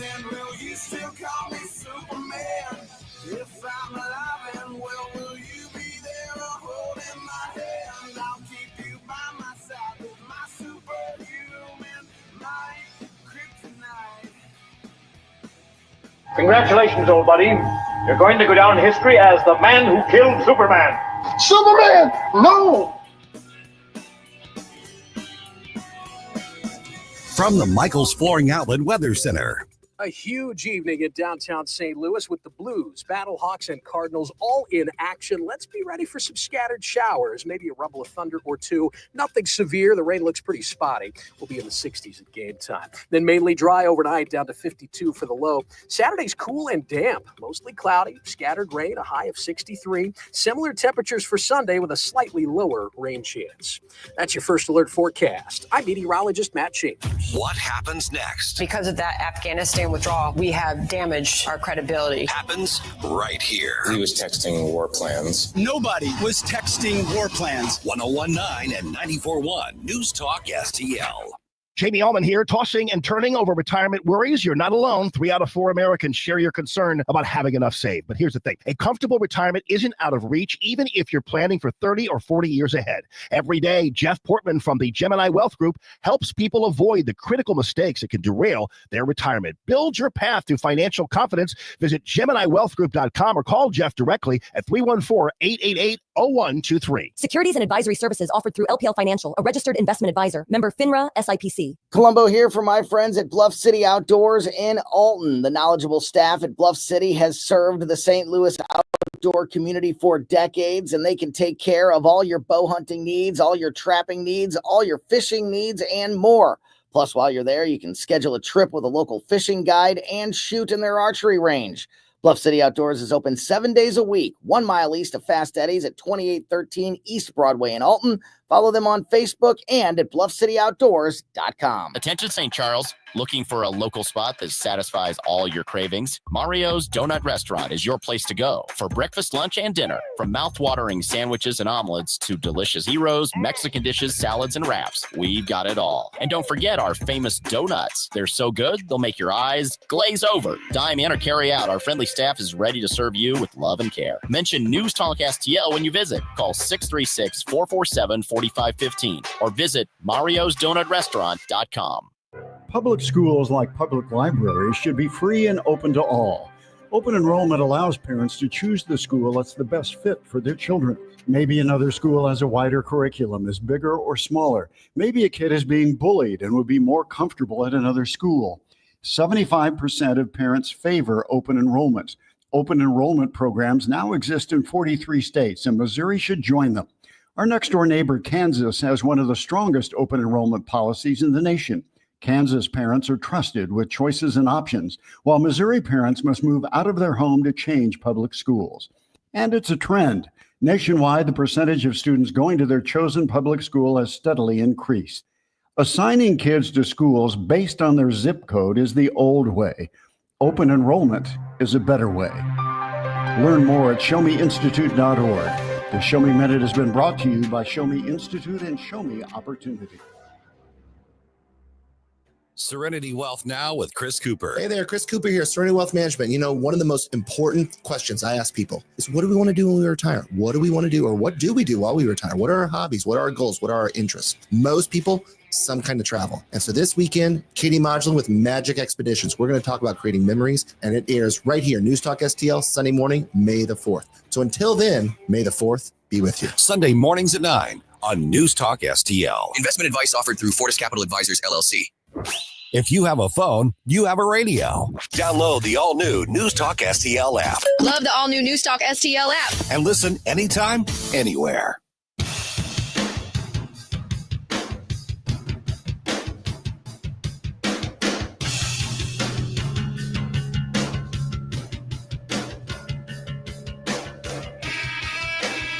Dropping truth bombs and making you think.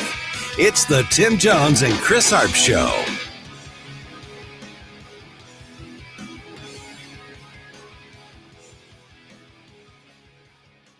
I'll get the necessary clearance. The next time we meet, it'll be in Thailand with the special ops designate who haunts the operation. John, I want you to know that I did what I could to keep you out of here. Sir, do we get to win this time? This time it's up to you. 527 on the Tim Jones and Chris Arps Show. The dramatic scene there from Rambo. And that is the name of the book of our next guest. His name is Jim Robbins, and his book is This Time We Win, Revisiting the Tet Offensive. Jim, welcome to the Tim Jones and Chris Arps Show. Hey, Chris. Thanks for having me. Of course. So I was about 8 years old when this happened in 1975. I have a vague memory of it. I have more of a memory of the year before when Richard Nixon resigned than this.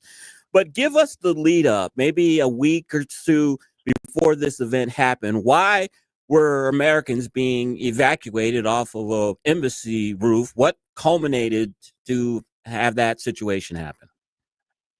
Yeah, I was just a kid then too, but I remember it well. Well, what culminated was the United States had, through a series of diplomatic maneuvers, kind of withdrawn from the war, but we promised the South Vietnamese government that we would give them whatever aid and assistance they needed for them to fight on the ground and fend off communist aggression. But then a new Congress came in of anti-war Democrats in 1974 who said, no, we're not going to do that. And then the communists changed their timeline, launched the offensive, and that was that. Again, we're speaking with Jim Robbins. He's the Dean of Academics at the Institute of World Politics. He's written a new book, This Time We Win, Revisiting the Tet Offensive. Jim, what motivated you to re-examine the Tet Offensive? What do you feel the mainstream media narrative got wrong? Well, I'd always been interested in that battle because it was really an inflection point in the Vietnam War taking place in 1968, kind of in the middle of the war. And it was a very clear case of where the military victory from our side was just overwhelming. I mean, we devastated the enemy, just put them back on their heels. And yet the media reports turned that around. And the way the politics then reshaped that narrative, it turned Tet into a political defeat and led to Lyndon Johnson choosing not to run for another term of office. I mean, the political impact was immense. And so I really wanted to take that apart and say, how did we turn this tremendous victory into a political defeat? One of the narratives that I always read about Vietnam was that we could have won the war, but the generals and the bean counters are the ones that got in the way and didn't let our troops do what they needed to do. Is any part of that true? Some of it true? What do you think? Well, I tend to blame the White House more than the generals. I think there were some generals like Westmoreland who did want to escalate. They did want to do what was necessary to really win, World War II style victory. But President Johnson had early in the war said, no, we're going to fight this only in South Vietnam, apart from air action in the north. But on the ground, we're not going to go north. He didn't want a second Korean War. And he didn't want to start nuclear war, which is a major difference between Vietnam and Korea. He felt that an escalation by moving north could not only bring China into the war, but it might bring about conditions for some kind of nuclear exchange, and he didn't want that to happen. Jim, I also have read that this was the first war that was really kind of televised. During World War II, you went to the movies and you saw, newsreels that were propaganda showing how well the Americans are doing everything. But this was a war that showed everything, the blood and the guts and everything. Do you think that shaped public opinion against the war? And should the media have had the type of access that it did? Well, they definitely had more access than World War II when everything was heavily censored. In Vietnam, you had reporters just kind of hitch a ride on a helicopter and, go to the front. I mean, that's not a movie stereotype. That's absolutely true. Mm-hmm. And they would publish all kinds of things. But I don't think that it was what turned the public against the war, because even through Tet and even after Tet, you had a majority of Americans. They might have opposed Lyndon Johnson's strategy, but they supported winning the war. The basic American attitude was either escalate it and finish it or just get out. And actually, the people who were the unilateral withdrawal people were a very small minority, even after Tet. Most Americans were saying, look, let's just finish the job. We're America. We can get it done. Speaking with Jim Robbins, Dean of Academics at the Institute of World Politics. We're speaking about his book, This Time We Win, Revisiting the Tet Offensive. Jim, you argue in your book that the Tet was a military failure for North Vietnam, but a psychological victory. Can you explain that more? Yeah, that gets into the way that the battle was portrayed in the media. And again, this gets back to a talking point that actually came out of the White House when they said that the North Vietnamese attacks, like the attack on our embassy, in which all of the attackers were killed, but they said, well, this was only meant to be symbolic, that they were just trying to send a message. From the North Vietnamese point of view, that offensive was an attempt to end the war. They thought this was their big war-winning offensive, and they got totally destroyed. But if you redefine the attack to say, well, it was just supposed to be symbolic, well, then anything becomes victory for them. And the North Vietnamese quickly picked up on this and said, oh, yeah, that's what we meant to do. How did Westmoreland and Johnson's strategy and messaging play into the public's misunderstanding of Tet? Well, that was one way. And I mean, that message that it was symbolic came out of a kind of a snap judgment from the CIA. They were just trying to analyze what this attack meant. And with Westmoreland, he was predicting that the major battle would be at Khe Sanh. And of course, there was a major battle at Khe Sanh. And again, a very successful battle where we destroyed the enemy and they didn't meet any of their objectives. But then after that, Westmoreland was not allowed to follow up because he wanted to head north, like just let's cut the Ho Chi Minh Trail, let's move into Laos, let's, isolate the enemy and really win this thing. And Johnson said no, they just absolutely wouldn't do it. What was the strategy behind the Tet offensive? Give us a little details on what it was supposed to accomplish. Well, the North Vietnamese could not defeat the United States militarily head-to-head. They understood that. So what they thought they would do is go into the cities of South Vietnam and foment a popular uprising. They thought that the South Vietnamese people that they so hated the Americans and that they were so disgusted with their own political system that they were ripe for this, that they would just rise up spontaneously and support the communists. And they had since the communists had read this in the New York Times, they believed it. So what they found out was when they hit the cities, the South Vietnamese people did not support them. They didn't want the communists there, and there was no spontaneous uprising. So all of these sort of VC guerrillas and terrorists and people who had been out in the jungle were suddenly exposed in the cities. And then the Americans came in and just mopped them up. Jim, was the Tet Offensive the beginning of the so-called credibility gap between the government and the American people? And what role did Walter Cronkite and other journalists play in that? Well, yeah, the credibility gap had been growing with the sort of good news campaign. President Johnson kept talking about good news from Vietnam. But the problem with guerrilla warfare is it's very difficult to show the success. I mean, like on a map of World War II, you could see we're going through France, we're going into Germany, we're heading towards Japan. Like you could measure that. But with guerrilla warfare, it's kind of like Groundhog Day. Like you get the same thing every day. We go out, there's an engagement, we come back. Is the countryside more secure? Who can say? So there was that aspect to it. But then with journalists, they got bored with reporting the same old thing. So they just tried to find different things to report. And with Walter Cronkite, when he went to Vietnam after Tet and came back and gave this analysis saying, well, instead of saying it was this great victory, he said, well, it's kind of a stalemate now, and the North is stronger and they're going to attack us more.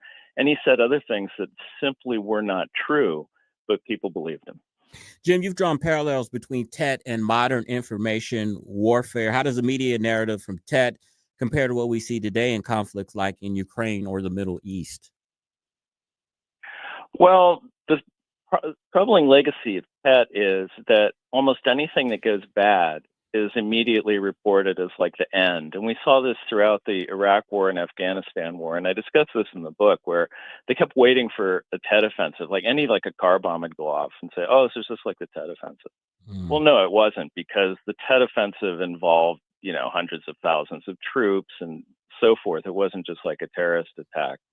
But Tet itself became this kind of shorthand for failure. And so anytime the press wanted to report on something in a way that connoted a sense that the United States was losing, all they have to do is braise up the Tet offensive, and suddenly you've got this built-in narrative. We're speaking with Jim Robbins. He's the Dean of Academics at the Institute of World Politics. We're speaking about his book, This Time We Win, Revisiting the Tet Offensive. Jim, what lessons should policymakers and military leaders take from Tet when trying to manage public perceptions during wartime? Well, yeah, I wish they would have taken lessons from that.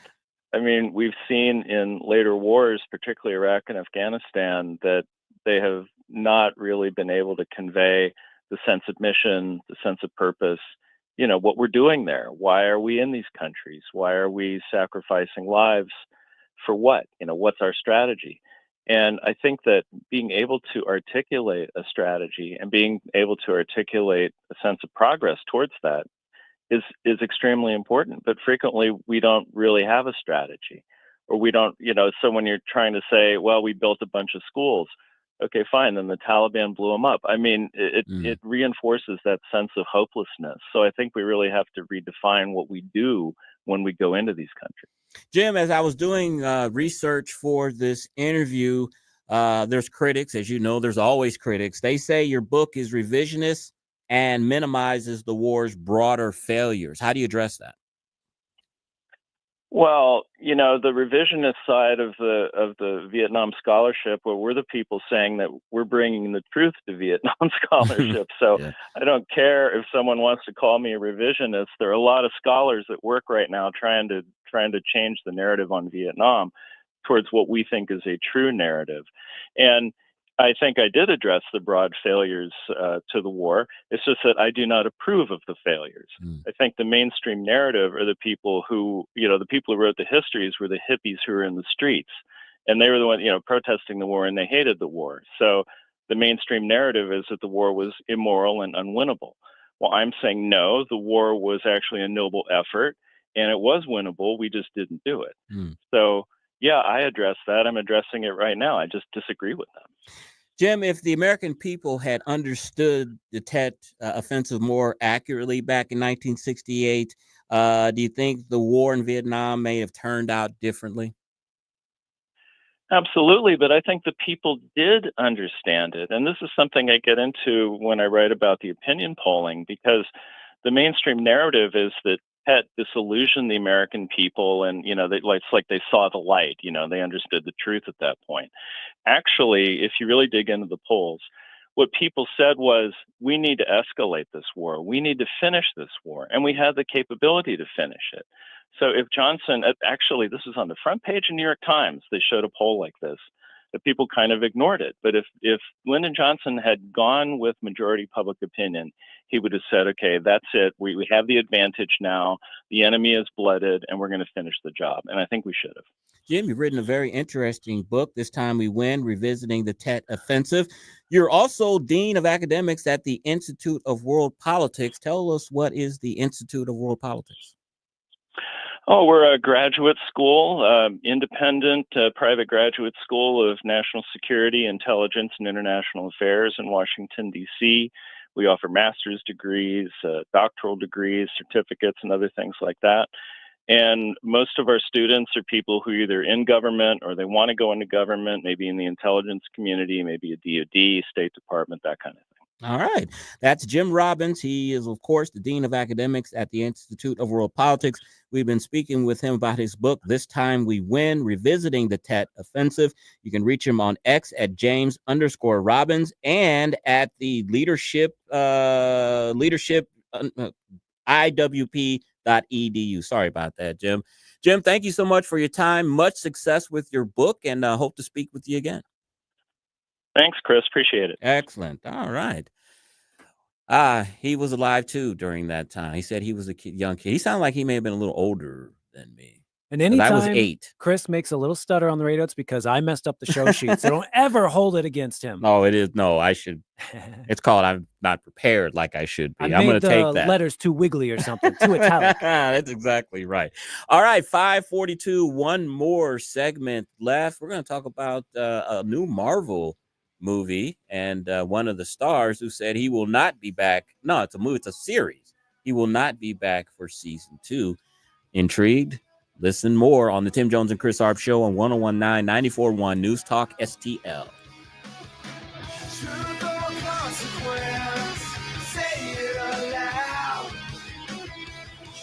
It's the Tim Jones and Chris Arps Show.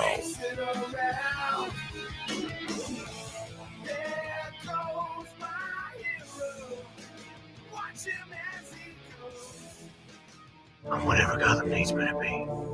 A hero. Not the hero we deserved, but the hero we needed. Nothing less than a knight.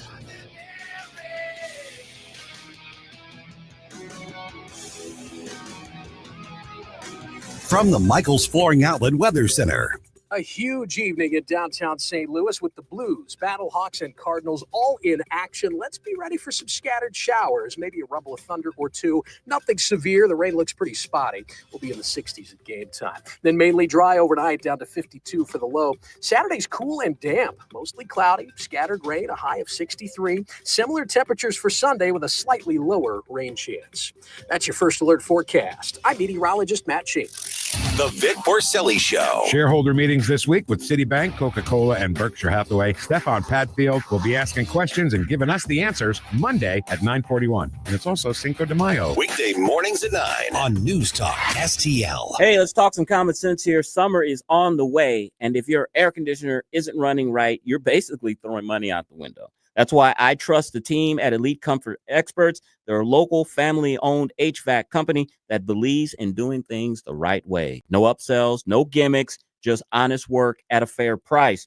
Right now, they're offering a $79 air conditioning performance evaluation. Yes, for just $79, their expert techs will check your entire system, make sure it's running efficiently, and help you avoid expensive breakdowns before they happen. Don't wait until it's 95 degrees and your AC gives out. Don't procrastinate. Call now and get out of the heat. Why roll the dice with a big out-of-town chain run by private equity? Stick with a local business that stands behind their work, Elite Comfort Experts.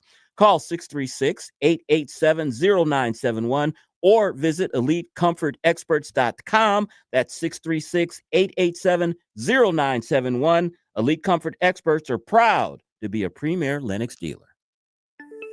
The Herzog Tomorrow Foundation provides private school tuition scholarships through Missouri's new Most Scholars program to cover the cost of accessible, high-quality schooling. Hi, this is Myella Esser with the Herzog Tomorrow Foundation. Our private school tuition scholarships wouldn't be possible without the support of generous Missouri taxpayers.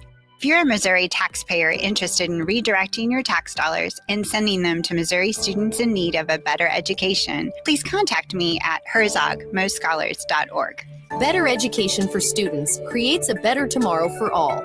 Learn how you can help provide a better education for Missouri students at herzogmoscholars.org. That's herzogmoscholars.org. Also, sign up for The Lion, an initiative of the Herzog Foundation that carries articles covering a wide range of issues facing American families and culture.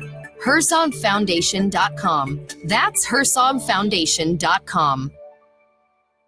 From home improvement to replacement, do-it-yourself electrical projects can be shocking. That's where Grasser Electric can help. They've been lighting up St. Louis for years. From ceiling fans and dimmer switches to repair or replacing your electric. No job is too big or too small for your home or business. Grasser Electric will even install emergency backup generators. So call Grasser Electric today before the sparks start to fly. 636-441-5200 or go to grasserelectric.com. Attention gun owners, this is your last chance to enter to win the ultimate firearms adventure, the Gun Show's annual machine gun shoot and tank ride. The big St. Charles County Gun Show in May is your final opportunity to be entered into this exclusive drawing. Experience an unforgettable Saturday shooting machine guns and the thrill of riding an authentic military tank. It's all at the big St. Charles County Gun Show, May 16, 17, and 18. Your last chance to win the Gun Show's annual machine gun shoot and tank ride. Go to bkpromotions.us for more information.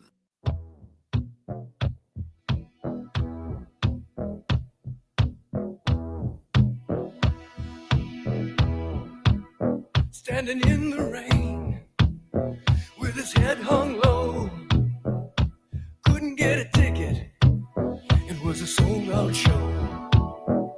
You're listening to Tim Jones and Chris Arps. Picture the scene, put his head to the wall, then like a distant scream, he heard one guitar. They asked me to do a season 2, and they offered me half the money. I'm like, wow, it's going to take me twice the amount of work for half the amount of money. And so 8 months of my time, essentially, and to do it for half the amount. I'm like, I'm sorry. Why? Did you think I'm only half the Jeremy because I got ran over? Maybe that's why you want to pay me half of what I made on the first season? And this is not Marvel, mind you. This is like this Disney, not even really Disney. It's just the penny pinchers, the accountants. I told them to go fly a kite. My body's probably thanking me, time and time again that I'm not doing it right now. 548 on the Tim Jones and Chris Arps show. That's Jeremy Renner, who plays Hawkeye in the Marvel movies, correct? He's got a bow and arrow. Bow and arrow. I have to tell you, I've seen a few of them. I don't remember any of the plots of them, but I think his character is one of the weakest of all the Marvel characters. Most would agree with that. Yeah, I think he's one that you could do it. If he's not in any of them again, I don't think you're going to miss much. Joy, you're in the movie business. I mean, what's going on here? Are they being cheap? Are they kind of like giving you a FU by saying, hey, we offered you something, you didn't take it? Is this an FU or is this penny pinching? Didn't your sphincter tight up a little bit when you heard him come out with that F? Like, they told me to go fly a kite. And I was like, did I censor this? Yeah, okay. I remember. He probably said yours a little more than mine, because you're the one. Well, Jeremy Renner, he is one of the weakest characters in the Marvel universe, but he survived the snap. There was this snap where half of everyone just died, basically. Okay. And because he survived, we had to deal with a whole season of Hawkeye on TV, which no one really watched, but Disney Plus was just handing out money, backing up the Brinks truck because they needed people to subscribe to Disney. They were competing against Netflix, and so they were handing out checks to everyone. Well, now that everyone knows that streaming is just this unwinnable war and you're going to lose $1 billion every year just to pay all the talent, they said to Jeremy Renner, Hawkeye season 1, it was great, but we want to do a season 2, and here's half the money. Wow. And so it's just basically everyone was cutting back on streaming, and he didn't even ask for more money. He just wanted his same paycheck for season 2, and he didn't get it. And that's why you haven't seen him. He's a big character in like the Falcon, the Winter Soldier, Captain America. He wasn't in the last Captain America movie, and he's not in this Thunderbolts movie that came out. But he's probably grateful because he said he got hit by a snowplow truck. I remember that. Doesn't he have a series where he's a corrupt mayor? Isn't he? He's got a Netflix series where he's a corrupt mayor, and Becky and I were going to watch it. And that's when he got hit by the snowplow. But he has a Netflix series that he's a corrupt mayor. Mayor of Kingstown. Yeah, and it's supposed to be pretty good. And they were wondering if it was going to continue because he had got hurt. Is it still on? I'm not sure. I didn't check that one out. Oh, Joey, I'm surprised. Is he president of Kingstown yet? Is he in Jamaica right now? It just looks like he's like a shakedown, corrupt mayor. And I've seen clips of it. It seemed very interesting. I was going to watch it, and then he got hurt. And I think they were mentioning they may not redo it or something. I don't know. It's on Paramount Plus, so that may be another thing where they just give everyone a ton of money, and now they're like, oh, man, let's just wait till we get bought up by Warner Brothers, Discovery, HBO Max. Speaking of FU, this is incredible here. The Emmys have announced their news and documentary nominees yesterday. One of the nominees for Outstanding Edited Interview was the 60 Minutes episode with Kamala Harris that Donald Trump is suing her over, where they edited heavily to make her look good. Joey, is this an FU to the president to nominate for the Emmys, to nominate this for a best edited? That's the category. Best edited It gets video. us talking about it, right? I mean, that's so funny to think that either side is going to be annoyed at this nomination. I mean, 60 Minutes is legendary. So, I mean, you got to put them in there no matter what. It's just funny that you only get to pick one news segment out of that. Yeah, exactly. And then I just love the category, the best edited video. And there's all this drama going on because Paramount is trying to sell to this Oracle guy. Yeah. But Trump is blocking it and the FCC is blocking it. And They're kissing the ring, though. Billions of dollars. So now that's why the 60 Minutes guy left, because he was kind of impeding this sale that Donald Trump very much has his thumb on right now. Because he's like, I won't sue or something if you get rid of, I don't know, whatever. I think he wants a big, beautiful apology. He does. Directly on 60 Minutes. But they actually gave him almost the finger last week on 60 Minutes because they said, we've been overseen by way too many people lately ever since the Trump administration came in office. So 60 Minutes isn't free to do whatever they want. So they said that on the air, and that's why I remember seeing that. I think Steve Pelley, one of their anchors, said something about that. All right. Speaking of Marvel, you said there is a big Marvel movie out this weekend that you have no intention of seeing. For non-Marvel movie people like me, make it sound kind of interesting. Well, this is the 36th in 36 the movie series. That's almost up there with the Bond franchise, isn't it? In the Marvel Cinematic Universe, this is officially the 36th movie, and that's not even counting the TV shows.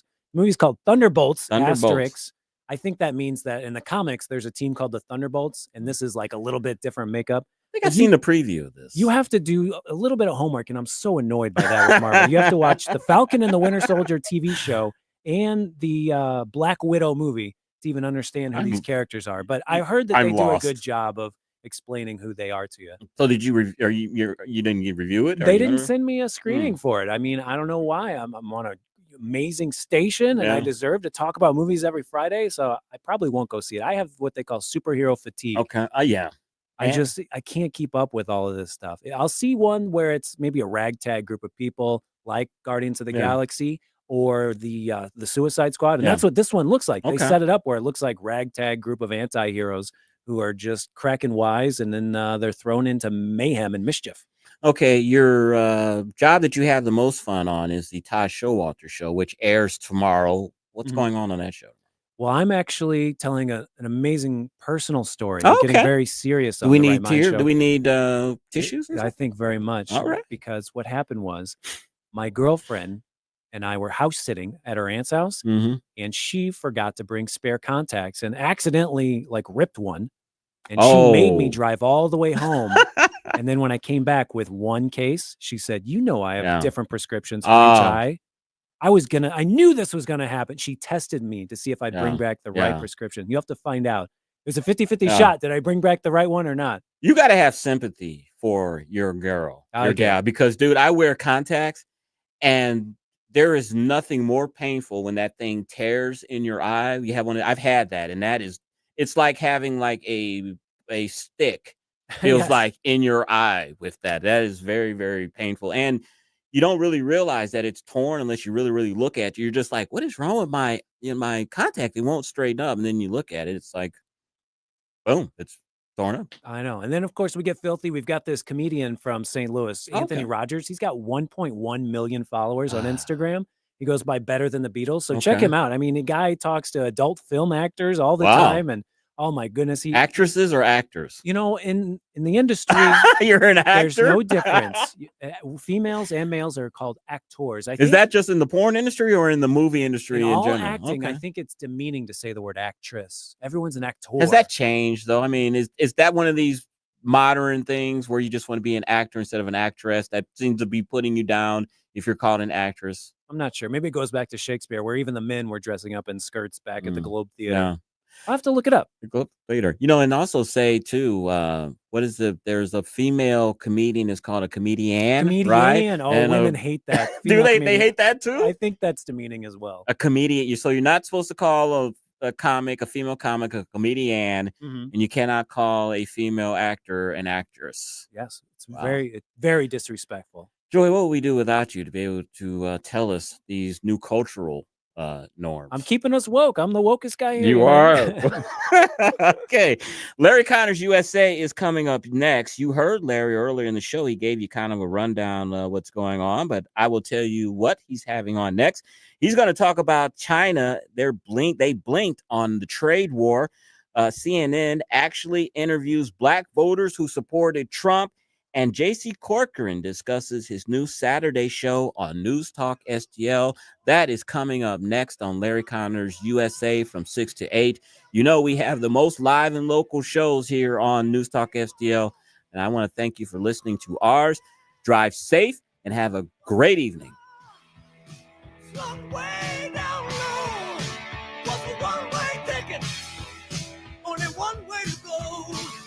Follow Chris Arps on Twitter at Chris_Arps.